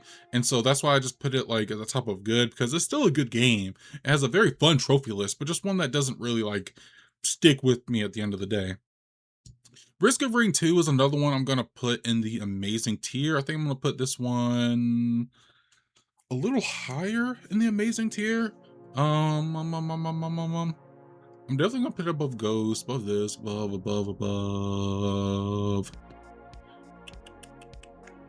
I'm gonna put it below Arkham Origins though. But Risk of Rain 2 is another rogue. This is a roguelike because you're not carrying any. Actually, well, not necessarily upgrades, but you can find different like abilities and stuff. But yes, Risk of Rain 2 is another one of those roguelikes that I played. I played this at the beginning, well, the end and like beginning of last year. And it's another one that I had a lot of fun with. This one is a third person roguelike, and so it's kind of a nice change from Vampire Survivors, which I had sunk like 40 hours into. And so this was a nice change of pace. And the trophy list for this one is also very not necessarily straightforward. It just, you know, it encourages you to kind of explore and try some new things, mess around with different characters. Because yeah, there are some like trophies and like yeah, there are some trophies where I needed a certain character to do something on a certain run. And so it does encourage you to kind of mess around with different characters, different classes from I guess what I was normally like doing. And so there is that for it. And again, I had a fun time with this. I platinumed this one essentially in like a week, pretty much. Such a fun game. And yes, I am putting this pretty high up in the tier. Lego Indiana Jones 2. I'm going to put this one towards the end of good, I think. This is probably, in my opinion, one of the weaker Lego games to come out. This is the first one, technically, to come with the Platinum Trophy, because all the other, like Lego Star Wars Complete Saga, Lego Batman, the first Lego Indiana Jones on PS3 don't come with trophies. And so this is technically the first one. And again, there had already been achievements in like the earlier Lego games up to this point. So like they had like a formula already set, right? But I mean, yeah, Lego Indiana Jones 2 is just a very different beast compared to the Lego games, like the ones that came before and even the ones that came after it. And so the trophy list, I think, just kind of reflects that. And again, I don't think it's as bad as say like Lego movie video game, but you know, it definitely is weaker than Lego Incredibles and Jurassic World. So gonna leave it there. Telling Lies is another one I'm gonna put like very early on in the good. I'm probably gonna put it above Maquette. I'm gonna put it like below Maquette actually, because this one, the premise of this one is like you're like a woman and like you're looking through footage on like a database and you're just kind of trying to piece together like a bigger picture, like what's going on with these 4 individuals here in this story. And it's all live action, all real actors. Trying to think what else. The thing that makes it interesting is that like there's subtitles with the video clips, and so as you're watching them, and if you hear a word, well, let me actually go back. And so the video clips that you're looking at, it's all told from, majority of it is like say like a FaceTime point of view. So if I'm talking to you, for example, right, and you're talking to me, you're only going to see like my perspective at first maybe, and then you're looking for keywords throughout the video that might ping like, oh, what's like the other person saying on the other end of the camera, right? And so like say I'm like, the person at the door lied and he could blah blah blah blah blah, and say like lied. I want to see what other video clips have the word lied in it. So you would highlight the word lied. It would just pull up the entire list of videos that have the word lied in it. You can kind of go through, piece together, and like see where things are kind of going, right? Very interesting concept for a game. And you can go down some very, very deep rabbit holes here as well. And there's some very interesting trophies here as well, like playing solitaire. I learned how to play solitaire actually from this game, so there's that going for it. And then just some other things as well, letting your cat run across a keyboard or something. But yeah, other than that, another one of those games where like the game is fun, it's a very solid premise, but the trophies at the end of the day just didn't really do much to I guess like stand out in my opinion. But although I say that, I'm probably gonna slide it up some in the good tier. I'm gonna put it at the very front of good, because I do think this one has a lot more going for it compared to like Donut County and Maquette. And so I'm gonna leave that like that. God of War. This is the first God of War. I think this one I'm also gonna put in front of good now, because this is just because it was the first one, and also because I don't remember this one as well super well either, because I played majority of it in 2018, and then I was kind of coming back in 2025 to clean up the trophies, so I don't remember it super well. I'm kind of just basing it off of what I remember from my like 2025 playthrough. But again, the start of a series, you know, very, from what I remember, a very interesting trophy list when it comes to some of the stuff I have to do. And so, very good one. So I'm just gonna leave it here. Ben 10 Power Trip is very much in the okay category when it comes to things like this. I think I'm gonna put it at the very end of okay. I'm doing this one for a challenge, and so I just don't remember a whole lot about it. I just remember like some of like the story stuff, collectible stuff, combat stuff. That's kind of it. That's like the main three categories I can kind of give you for that. And so, yeah, that's really all I can say about Ben 10 Power Trip. Grease, I'm going to put this very firmly in good as well. I think I'm gonna put this one above Donut County, because this was optional. I did play this one twice. I could have easily done this in one single playthrough, I could have easily done this in one single playthrough. The reason I split it up into two is because I want to just kind of experience the game for what it was in my first playthrough, which I only unlocked like the story trophies that playthrough. But then I also wanted to see, you know, go back and like just play through, get all the collectible stuff. So I had the guide up that time. I finished it that second time in like one sitting. And again, just another one of those like ones where like the game is good, the game is enjoyable, but I wouldn't necessarily say that the trophies in this one didn't stand out. I will say the trophies in this one did stand out a little bit more to me, but it's just not like as high up, I would say, into like going into the amazing tiers. And so that's why I'm gonna put it here. Probably my one and only game that's gonna go in the not fun tier is Eternal Strands.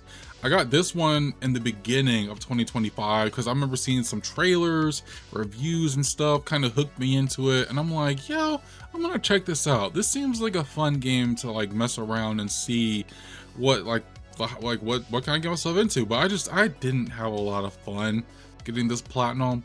The game just wasn't really speaking to me. It was pretty much one of those games I forced myself to get the platinum in, and this was just the game that made me realize I don't necessarily have to platinum everything. If I'm not having fun with the game, there's no point in like forcing myself to just continue to trudge through it just for the platinum, right? And so yeah, that was 40 hours where I'm just kind of like, I could have spent that time doing something else, you know what I mean? And yeah, that's Carrion, or not Carrion, Eternal Strands. I was looking at the next game. That's Eternal Strands. Again, a lot of people love this game, but for me, it wasn't really hitting. And so that's probably the one and only game that I'm gonna have in the not fun tier. But still, if you're one who if you have played it and enjoy it, more power to you. I wish I did enjoy it, but I just couldn't find it personally. Carrion, again, also gonna stick in that good tier. I'm gonna put this one above Grease though. Basically, you're just a monster in a laboratory and you're going around eating humans, finding powers, and just this is a really fun game, a really solid game, a really solid indie game with a really fun trophy list to do. You know, you're just kind of going around, you get trophies for completing some story chapters, but also for unlocking different abilities and just, you know, being able to unlock new parts of the facility, and just a really, really fun game, a really fun trophy list. And so yeah, really love this one. Hopping back into the amazing tier with God of War 2. Really love my experience with God of War 2. Gonna put this one, I think this one is firmly gonna go. Oof, I think I'm gonna put this one above God of War actually. I put it above God of War, I put it above First Light, I put it above Control. I'd put it above Second Son and Isolation. I don't know if I would put it above. Um, I'll put it above Risk of Rain, too. Is this better than Arkham Origins? Arkham Origins. No, I'm gonna put it here. I think this is a good spot to put God of War 2. I'm like, dude, I don't know. I feel like this could go a little higher, but I don't know. Maybe when I'm done and kind of contemplating everything, it might. But God of War 2 is an amazing experience. I played it for the first time in 2025. This is the only God of War game up to that point that I had never played, never touched before. I watched a recap of this when God of War 2018 was coming out. None of that sticked. I didn't remember anything except for like maybe a couple of key things from the story. But other than that, it was super fun being able to play and experience this one for the first time. This is one, I think, out of all the God of War games I've played up to this point and platinumed. I just have one more I need to platinum, but up to the ones I've platinumed, this is one that still sticks with me to this day. I think personally this might be my favorite one from the Greek saga. I don't know if I want to go as far as rank it above the 2018 or Ragnarok yet, but this is definitely, I think, my favorite in the Greek ones for sure. I don't know, it's just the story that we're dealing with here, the characters that we meet, the stuff that we unlock, the powers, the weapons, the boss battles, just thinking about it all, it's just such a top tier experience. And that all ties back into the trophies, because I mean, again, the God of War games, especially like the early ones, they're not like, the trophy lists in those aren't super crazy. You just kind of follow along naturally, just play the story, look for the collectibles, all that jazz. It's a very straightforward trophy list. And this is also one where like the challenge maps, I found some enjoyment out of them. And yeah, dude, this is just such a fantastic game. I think this one also, like, yeah, there's so many like good things and just stuff that kind of branched out from me playing God of War 2. So yeah, God of War 2 is such a good game. I think I'm probably gonna have to do something for whenever this one has its 20th anniversary, which is next year. Yeah, next year. So there's that. And then next up we have Chains of Olympus. This one's gonna go a little lower than God of War 2, obviously. I think I'm probably gonna put this one above the first God of War. I enjoyed going for the platinum in this one. This is like the only time I've ever gotten a platinum in a day, which is also really cool. I mean, it's a very short game, so it's very manageable to do so. And this was also one that released on PSP, and so I think translating that to the PS3 and like trophy wise, it's not like super crazy difficult or anything like that. To be honest, like, I don't really think there's much here that's missable. And I didn't have to like watch a guide or anything for this one. I didn't have to. I did, but this is one that you could easily knock out in a couple sittings. And so, like, because that's how easy. Even the challenges in this one are pretty easy too. So yeah, Chains of Olympus is a really good one, really easy one to get through. Road at 96. I'm going to put this one. I'm also going to put this one pretty high up into good as well. Road 96 is an indie game I really enjoyed playing last year. Really interesting story, interesting characters you meet along the way, very interesting gameplay loop that you're dealing with here. And this all ties in very well into the trophy list. You get trophies for just kind of doing the simple things, completing story stuff, completing an episode, a chapter here and there, making certain choices is another thing you get trophies for. And yeah, it's just when it comes to my platinum experience, very simple platinum to get through. But one, I think out of the indie games that I kind of ran through here in the good tier, this is one that sticks out to me a lot. It's definitely one of my favorite indie games I played in the last few years easily. So moving on to the next indie game, we have Serial Cleaner. That one's going to go a little bit lower, I think, in the good tier. I'm going to put this one up just above Donut County. This one is also like a pretty difficult platinum to get, just because, yeah, this one is it's basically Hotline Miami, but you have to like clean up bodies and evidence from crime scenes and stuff. And so Yeah, things can, yeah, from what I've played from Hotline Miami, things can get difficult and things can get hectic very fast. And so, yes, it took me a minute to get some of these trophies done, but yeah, one that, the game sticks with me. Trophies, not so much. And so, platinum wise, I'm just gonna put it in good. Had a lot more, just a lot more fun compared to some of the other stuff in here. So that's why I put it up there pretty high. So there's that, and then there's God of War 3 Remastered. I'm gonna put this one just below God of War 2, personally.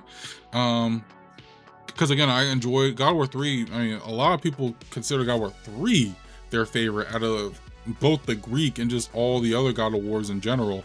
And yeah, I'm just gonna, I've played God of War 3 like multiple times throughout my life, but it wasn't until last year where I would just say I kind of just played consistently, and being able to play the other God of Wars before this one, like Chains of Olympus and God of War 2, really helped to just kind of solidify the entire experience and like why people consider God of War 3 to be so great. And so yeah, God of War 3, I'm just gonna put it, higher up in the amazing tier as well, just not above God of War 2 personally. And then last up in the, not right now, like just for God of War right now, is God of War Ghost of Sparta, which I'm going to put this one above Chains of Olympus. I did enjoy getting the platinum in this one a little bit more than Chains of Olympus. This one did take me a few more days to do. I didn't do this one in one sitting. It is a longer game to play through, but nevertheless, one that I still enjoy playing through. Yeah, just a very fun game. Very at this point in time, like the God of War Platinums were really just starting to become not formulaic in a way, just very predictable. So I knew what I was getting myself into here. And I don't say predictable in like a bad way. Again, it's just like I knew what I was getting myself into. So I was just already in that routine, already in that mindset when it came to the God of War games. And this one does have like a lot more mechanics too to mess around with compared to Chains of Olympus. And so that was always interesting to consider. And so, and also the challenges in this one are incredibly easy, so there's also that going for it. Continuing on with the Lego stuff, we have Lego Harry Potter years 1 through 4. This one I think is also going to be in good, but this one I'm gonna put a little higher in the good. I'm thinking maybe, I think this is good, above Zero Cleaner, behind Grease. Because yes, Lego, again, we're like hammering away at this Lego formula at this point. So it's become very, very, like, again, similar to God of War, very predictable with what to expect. Lego Harry Potter years 1 through 4 though, but there are just some differences here that I don't vibe with as well when it comes to the Lego games. But even still, I would kind of put it a little higher than some of the Lego games that are below it. Just like when it comes to 100%, it can be a little annoying getting some of the stuff, and so that's one of just the main gripes that I have with Lego Harry Potter years 1 through 4. But other than that, I think it's still a pretty solid Lego game, and so I'm gonna put it in good. Just, probably one of the higher Lego games I'm gonna have here. Maybe a couple more might overtake it. We'll see. Chorus, I'm going to pick Chorus just below the God of War games, but above Route 96. This is one that I picked up last year on a whim because I just needed something to play for a challenge video, but I actually ended up enjoying the gameplay in this one a lot. It's a space game, like an arcadey space game, and it's just incredibly fun to play. Story-wise, I don't remember too much when it comes to the story, I'm gonna be completely honest, but when it comes to the trophies, it's very simple as well. Play through the story, unlock different upgrades for your ship, do different stuff at side missions. There are a few grindy ones, like killing X number of enemies with a certain power or something. But other than that, nothing super crazy. A very fun game, a really good trophy list, and so that's going to sit smack dab in there. Murdered Soul Suspect, I'm going to also put into good, probably just a little bit lower though, like I would put it probably above Lego Harry Potter. And so This is a game that honestly surprised me. This is another one I did for a challenge, a different challenge, versus what I was doing for Chorus. But I did this for a challenge, and this game genuinely surprised me. Like, I really vibed with the story that was being told in this game. You know, you're a dude, you got killed, and you come back as a ghost, and you're trying to solve the like the mystery of like how you died, who killed you. But it's much more nuanced than that. There's a lot more that this story does, which also really surprised me. I just was not expecting that from a game like this. And the trophies follow suit. A very, very simple trophy list. You know, a lot of it is just like going around completing the story stuff. There's a few things you do after you unlock certain powers or something. There's a few side mission related ones, but majority of this trophy list is gonna come from collectibles. And so those are missable. There are actually quite a few missable trophies in this game, but as long as you have a guide up and you just like paying attention to what is missable, this one's a pretty easy, pretty quick platinum. I finished it in a day, so that's that for Murdered Soul Suspect. Ravenous Devils is a weird game to explain. Basically, your husband and wife running the shop. Actually, let me find a place to put this. I'm gonna put this just below Murdered Soul Suspect. But basically, your husband and wife running a shop. The husband kills patrons on the 3rd floor. Kills them, takes their clothes, drops their body down a chute, which goes down to the 1st floor. On the 1st floor, the wife takes the body, makes it into different kinds of meats, and then you cook things based off that meat. So basically, yes, you are feeding people human meats, and you are also giving them clothes that belonged to somebody before. And that's a very weird premise for a video game, but it is actually one that can get pretty fun once you find like the flow and the groove of everything. And so yes, Ravenous Devils is one that's very interesting, can get very hectic, very complicated pretty fast, especially in my case where I was like upgrading things too fast. But one that I enjoyed, another one that was very quick for me to knock out, and also one that has a lot more to it in trophy wise versus just like a very standard trophy list. There's like a few miscellaneous things you can work on as well. So that's one thing to help set it apart and like make it stand out a little bit. But at the end of the day, it's a very straightforward trophy list as well. Again, just as long as you follow and just do everything you can, there's no end, like it's pretty much just an endless game. So, you know, you can knock it out pretty quickly. And again, just take however long you want to take to play the game also. So that's Ravenous Devils. Then we have Toem. I'm going to rank this one a little bit higher in the good. See, actually, I'm going to probably put this at like the tail end of amazing. Because this is another one that kind of surprised me when I did play it. I actually bought this one on a whim as well for another challenge I was doing, and I ended up loving this one a lot more than I thought I was going to. You know, this little guy going around different places to look for the Toem phenomenon, but to get to different places you need to take the bus, but to take the bus you need to get like a certain amount of stickers or stamps, and to get stickers and stamps you have to complete different things in the area. And it's just a very simple but very engaging gameplay loop. In that gameplay loop, transfers over into the trophies, which is a very simple trophy list.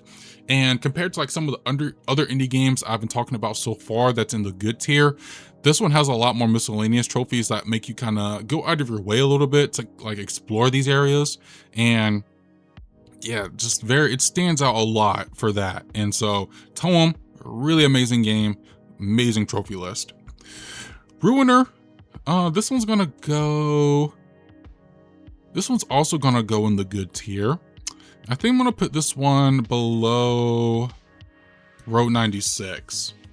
I'm always a big fan of like the cyberpunk genre and things like that, so that always catches my attention. Ruiner is one that I've had my eye on for like years now. I remember seeing that one make its way around in like 2017, 2018, I think. And yeah, this has always kind of been on the back of my mind. And then I bought it at some point when it was on sale, and I played it last summer for a challenge, and I had a fun time with it. This one definitely is like a harder platinum to do. I think this one's like a 7 out of 10 on PSN profiles, and I can definitely feel that 7 out of 10 nature in it, because yes, it is a harder one to get through. And this one does require a couple of playthroughs, because you have to play the game without dying, but then you also have to get a trophy for like dying a certain amount of times. So I did play this one twice. And I had a fun time doing that twice. You know, I was able to, like, it was fun. Just like, you know, it was just a fun game. A fun game. Very interesting trophy list as well. And so I'm gonna put in good. And yeah, this is definitely one of the higher up games when it comes to good. Indiana Jones and the Staff of Kings is going in okay. This one's gonna go below the Clone Wars. Yeah, this one was just an okay video game. Nothing really crazy. Nothing stood out to me here. Yeah, I thought it was just an okay game. Very okay trophy list, you know. Play the game, perform a certain like trophy in the level, collect things, do this and that to get the platinum. That's really it. And so that one didn't really stand out to me. Same with Terminator Salvation. This one didn't really stand out to me either. I'm gonna put this one like actually the very end of okay. It's just a very simple, very straightforward game, which for some is fine, but for me it's just like, it's just an this is the definition of an okay video game. So we're going to sit here, and of course there's the meme, like this is definitely the easiest game you can get on the PS3 because all you have to do is play each of the chapters on hard to get the platinum. That is literally it. And so it's like, yeah, that's it. And so yeah, gonna just be at the very end of okay here. RoboCop Rogue City, I'm gonna put this one in amazing, but I'm also gonna put this one, I want to say like, I think just below Elden Ring is a good spot. This is a amazing video game. Like, I really enjoyed this one. Also surprised me as well. I just wasn't expecting the sheer like fun that this game was gonna have and bring to the table, but it certainly did. And yeah, it's a fun game, a very fun trophy list to get through as well. You know, play through the story, but also just do some miscellaneous things that feel very RoboCop-y, like placing a ticket on, like, just like giving someone a ticket or shooting someone in the crotch, which is like a iconic scene from the first movie. And so, yeah, this is also a very fun trophy list to do as well. Lego Star Wars 2.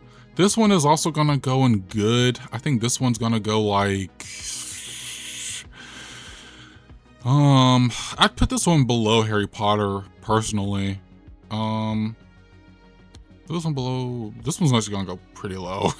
Put it above Bounty Hunter. Yeah, that sounds right.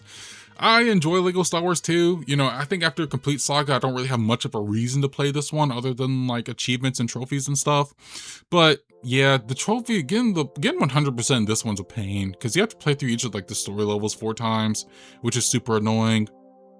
And then, yeah, this one's just very annoying to play through. And again, it reflects on the trophies as well in terms of like getting 100%. Because even after I hit 100%, I still have to get like I had to get 4 billion studs for one trophy, which took me a minute. I was super tired when I was trying to get it. I think I almost dozed off, but I tried to keep my energy and I eventually got that platinum. And yeah, gotta put this one, like, again, I would play this one over like Lego Jurassic World and The Incredibles, but still, it's a bit of a slog to get through. Lego Star Wars 3, actually, I'm sorry. I'm gonna slide this one in good, but I'm personally gonna put this one above Lego Harry Potter.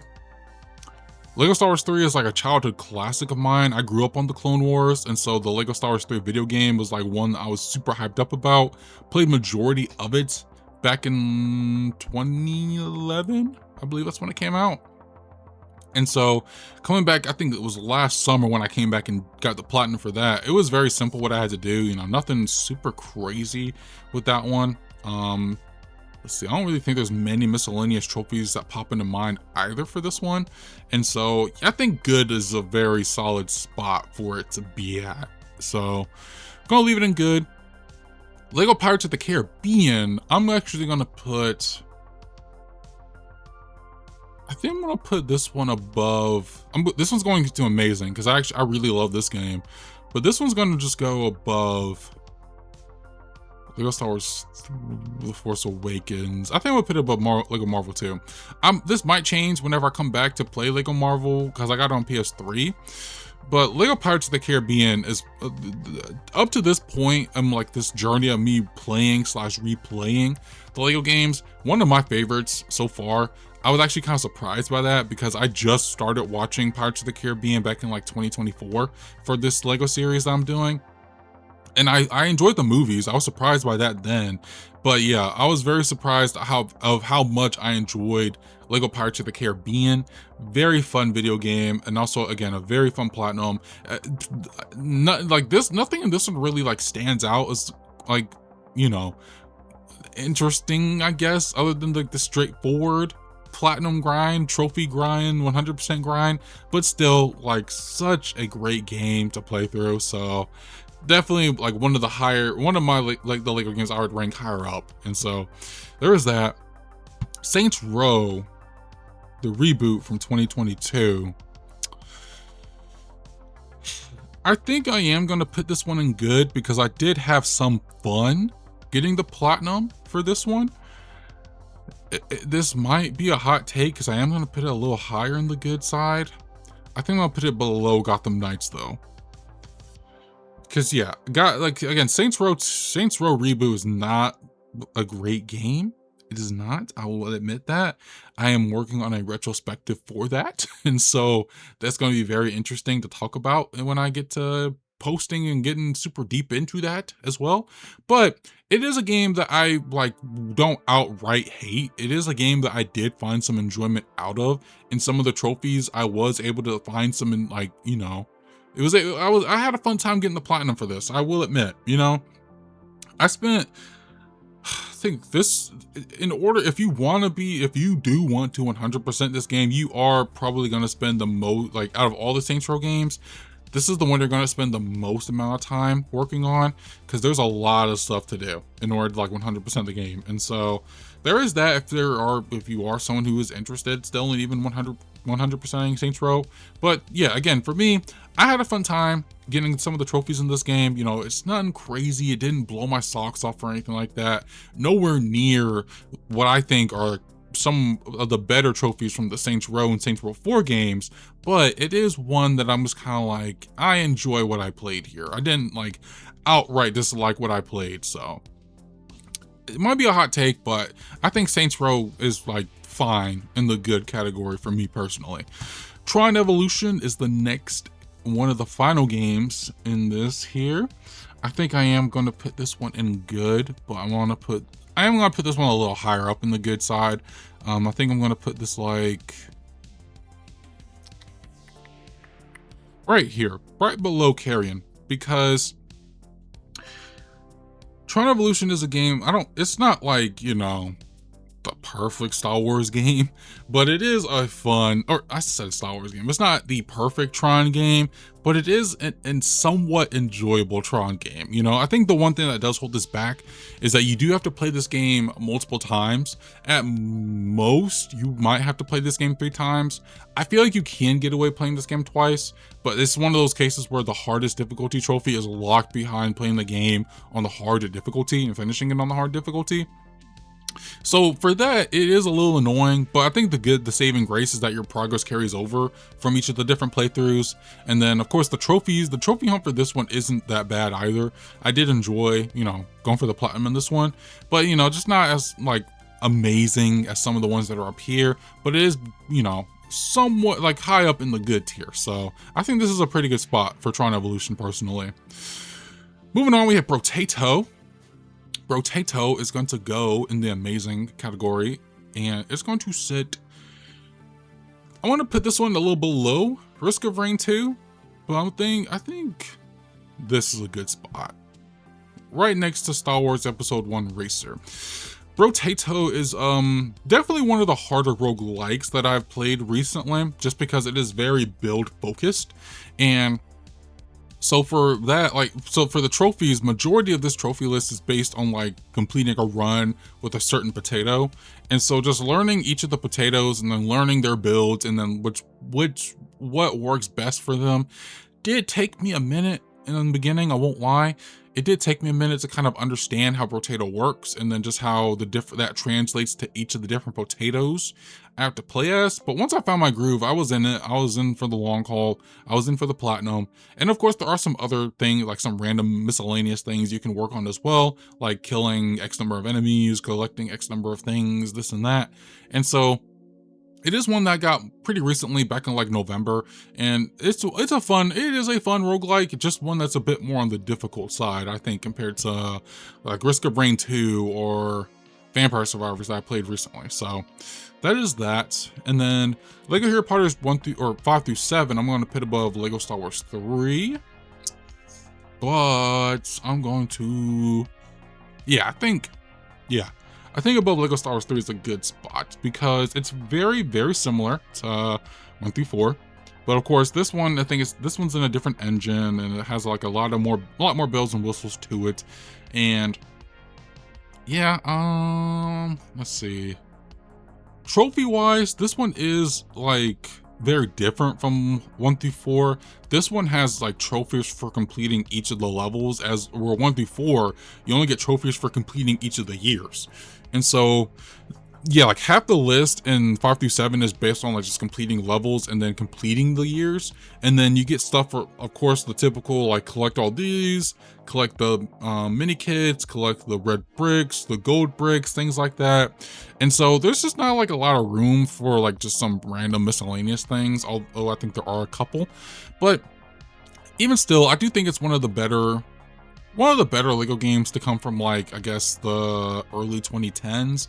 And so I think it's sitting firmly in the good, just not like as amazing, I think, as like Pirates or superheroes or anything like that. And so for the last game in my tier list, Platinum number 118, I got this one actually like last Tuesday as I'm recording this, so very recent. God of War Ascension. Wasn't super hot on this one. And so this one's gonna sit in the good, but probably like way lower in the good. Way lower in good. I put it above Gotham Knight. Actually, I'll put it above Distraught. I'll put it above X-Men. Yeah. It's a good game. No, I wouldn't even say that. It's an okay game, but again, it's a very straightforward trophy list compared to like all the other God of War games that I've been talking about so far. So that kind of helps it a lot. But yeah, overall, the game itself is just okay. There's like so many changes I'm not the biggest fan of. The story is like not great, it's very unnecessary in my opinion. And even the gameplay, honestly, to a certain extent, isn't like as great as the like other God of War games. But after a while, once I kind of learned what to do, it grew on me, I guess. But not my favorite God of War, but a very good enough trophy list. And so that's all the games in the tier list. And then this is just the completed tier list. Let me kind of zoom out here. Yeah, zoom out on full screen just to get a good shot of the entire tier list. And I feel like this is very evenly dispersed. You know, I do feel like majority of the platinums I have do fit into the amazing/good category, and there's only like a select handful that go into the peak categories. Catherine, I still think is my favorite platinum I've ever gotten, so that's sitting firmly at the top of peak. And then of course Infamous. I'm not gonna do like a whole rundown or anything like that, but just trying to see if there's anything I like might possibly swap around or like move around. I don't think so. I feel like this tier list is very locked and loaded. And so, all right, let's finish this. I have pretty much edited the whole video. I'm coming back to this like weeks later, but I pretty much edited the entire video. And the first time, you know, I kind of just breezed over. I'm like, oh yeah, it's good. But as I'm editing, I'm like, okay, some things can kind of get moved around. And so that's what this is for. Not gonna be super long. So let's get started with the peak. I feel like everything in peak is like pretty solid. Like to me, these are without a doubt some of my favorite platinums that I have gotten over the years. You know, starting with Catherine, that's definitely, I think, number one easily for me. And then you have the Infamous games, Infamous 1, 2, Jedi Survivor, Deathloop, Arkham City, Arkham Asylum, Vampire Survivors, Titanfall 2, Prince of Persia, Spider-Man, Fallen Order. I'll leave Battlefront in here. I think if you ask me, like, if these are the platinums that I would say define me up to this point. And so Peak is pretty solid. Amazing, I don't see myself moving this too much. First thing I noticed though, Returnal, that's going to get bumped up to like the very beginning. Again, this is like probably my favorite PlayStation game of this generation. One of my favorite platinums as well. The only thing, I mentioned this already, the only thing that holds it back from going into Peak is just some of the RNG stuff, the collectibles, things like that. So that's just like the main thing that's holding it back, but it's very, very, very close to getting at a Peak. But for now, very top of amazing, so where I'm going to leave it at. Alan Wake 2's fine, Saints Row 4, let's see, I think Brotato, because I was playing it this weekend. I think Brotato's going to get moved a little bit. Actually, no. I think it's fine. I think Brotato's fine. Let's see, what else? Elden Ring. I think I'm going to move Elden Ring up. And I think I'm going to put it behind God of War. Because I was just doing some thinking. I'm like, Elden Ring is a really good game. And like, I do think it needs to be a little higher. So yeah, Elden Ring I'm going to move up behind God of War. So it's pretty high up there now. God of War 2, I'm just kind of looking at this top row. I think I'm going to move up as well. Because again, like all this God of War stuff that we've gotten recently with the State of Play kind of had me like, had me reminiscing. I'm like, I really enjoyed God of War 2. So I think I'm going to put it behind, Astrobot. Yeah, I'm going to put it behind Astrobot. God of War 3, I'm actually going to move up as well. I'm going to put that one behind Spider-Man 2. Yeah, that seems right. Behind Spider-Man 2. Alright, no, I'm going back to Potato. I'm going to move it down. I'm going to move it down, behind Spider-Man. Yeah, still a good game. I still enjoy it. I still like it. Since I was playing it this weekend, I'm like, man, I feel like I put it a little too high.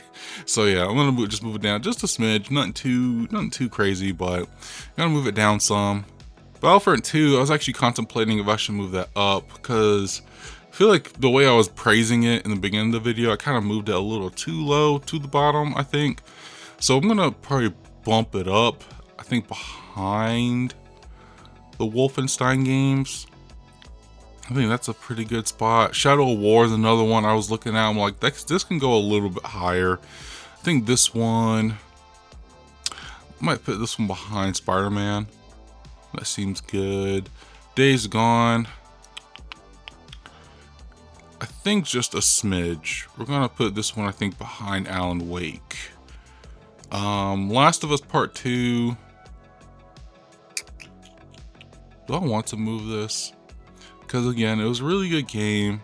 Real fantastic game, masterpiece of a game. It's just a platinum. I mean, it's an amazing. So I think I'm gonna move up just like a little too. I think behind Outlaws is kind of blasphemous, if you ask me. I think just like between RoboCop and Life is Strange: True Colors, I think is good. I think that's good for me. That's good placement. And I think the rest of Amazing's fine. Yeah, I think the rest of Amazing's good. Good. I feel like this one's gonna get the one that's probably gonna bumped around the most, maybe. Road 96. I'm gonna move. I was looking at this. I'm gonna move this up. I'm gonna move this up in front of the God of War games. Yeah. Put this one in front of the God of War games. And then Ghost of Sparta, Chains of Olympus, first God of War, still fine there. Chorus, I think I'm going to... I think this is fine. This is fine. Telling Lies, I'm gonna move just a little bit.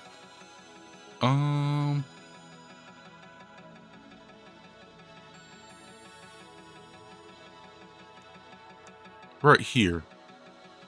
I'm gonna put that right there. Let's see, Tron Evolution is still, that's gonna be right there. I think it's good, but like, you know, nothing, I don't think it needs to be higher than that. Grease, fine right there. Murder Soul Suspect, Ravenous Devils, Lego Harry Potter, all the Lego stuff right there.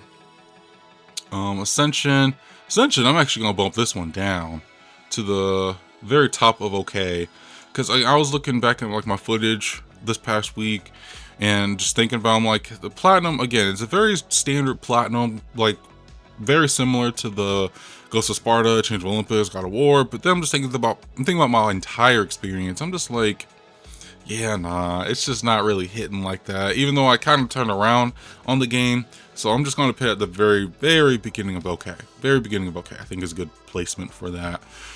Let's see. Saints Row, I was kind of looking at that, and I'm just thinking about the stuff that comes after it. I'm like, people are going to flame, they probably already are, but I'm like, people are going to flame me in the comments having Saints Row so high. Even though, again, I think the Platinum experience is good. I actually did enjoy getting the Platinum, but I'm going to move it down quite a bit. I'm going to put it, make sure I put it in front of Suicide Squad. If I were to ever be like strapped down to a chair and be like, you have to either Platinum Saints Row or Suicide Squad again, I'm taking Saints Row any day, just because that grind and Suicide Squad is crazy. So yeah, Saints Row, I'm just gonna move it down quite a bit. I think the Spider-Man games, these were the two I was looking at earlier. I'm gonna probably move these up some, not crazy. I think I'm gonna put them in front of Tron. Let's see, I put Shattered Dimensions. I'm actually gonna put Edge of Time in front of Shattered Dimensions. I'm gonna put Shattered Dimensions behind Tron, just because when I think back, Web of Shadows was a lot more of a simpler platinum to get through compared to Shattered Dimensions. Shattered Dimensions, I was frustrated with Shattered Dimensions by the time I was done with it. Not so much Edge of Time. And even though Shattered Dimensions is a better game than Edge of Time, I think the overall platinum journey for Edge of Time slightly better. Maybe just because of different circumstances, you know, the way the game was made. That was probably the reason. But yeah, Edge of Time, I think it's gonna edge out a little bit above Shattered Dimensions in my opinion. Dark Forces, I'm actually gonna move up quite a bit too, because even though it's a very simple platinum, it's a very fun platinum, very fun game, one that I enjoyed playing. I'm going to probably put this one, I actually think I'm gonna move this one up quite a bit. If anything, I think I might move it to the front of good. I think, you know, it doesn't do anything special, doesn't do anything crazy, but as an overall package, overall experience, I do think it's good. You know, very tight, very concise trophy list, and so yeah, it's gonna move up to the very beginning of good. I don't think there's many more adjustments I want to make here. I'm actually gonna move Saints Row in front of Classic Collect. I'm gonna move in front of Bounty Hunter as well. Now that I think about it, I'm also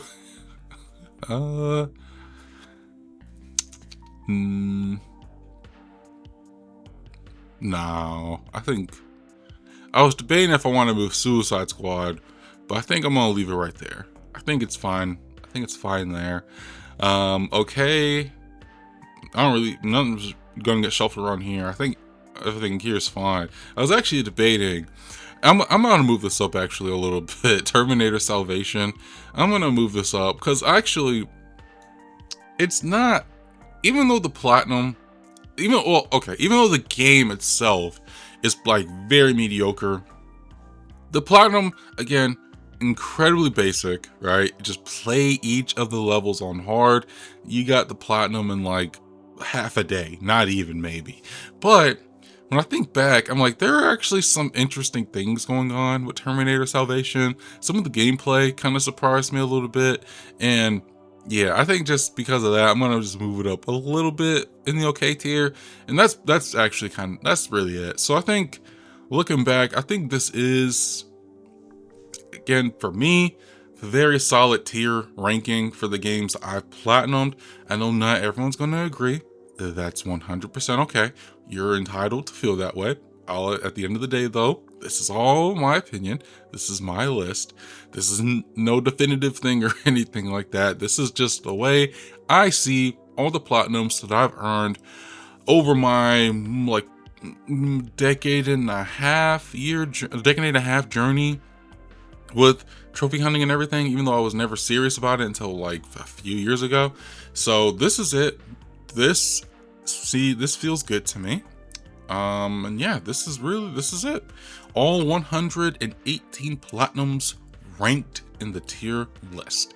And so that's it. That's the end of this video. I hope you all enjoyed it. It was a longer one. I know I have a lot of platinums here. I have a lot to say about these games, and yeah, dude, hope you enjoyed it, and I will see you all next time.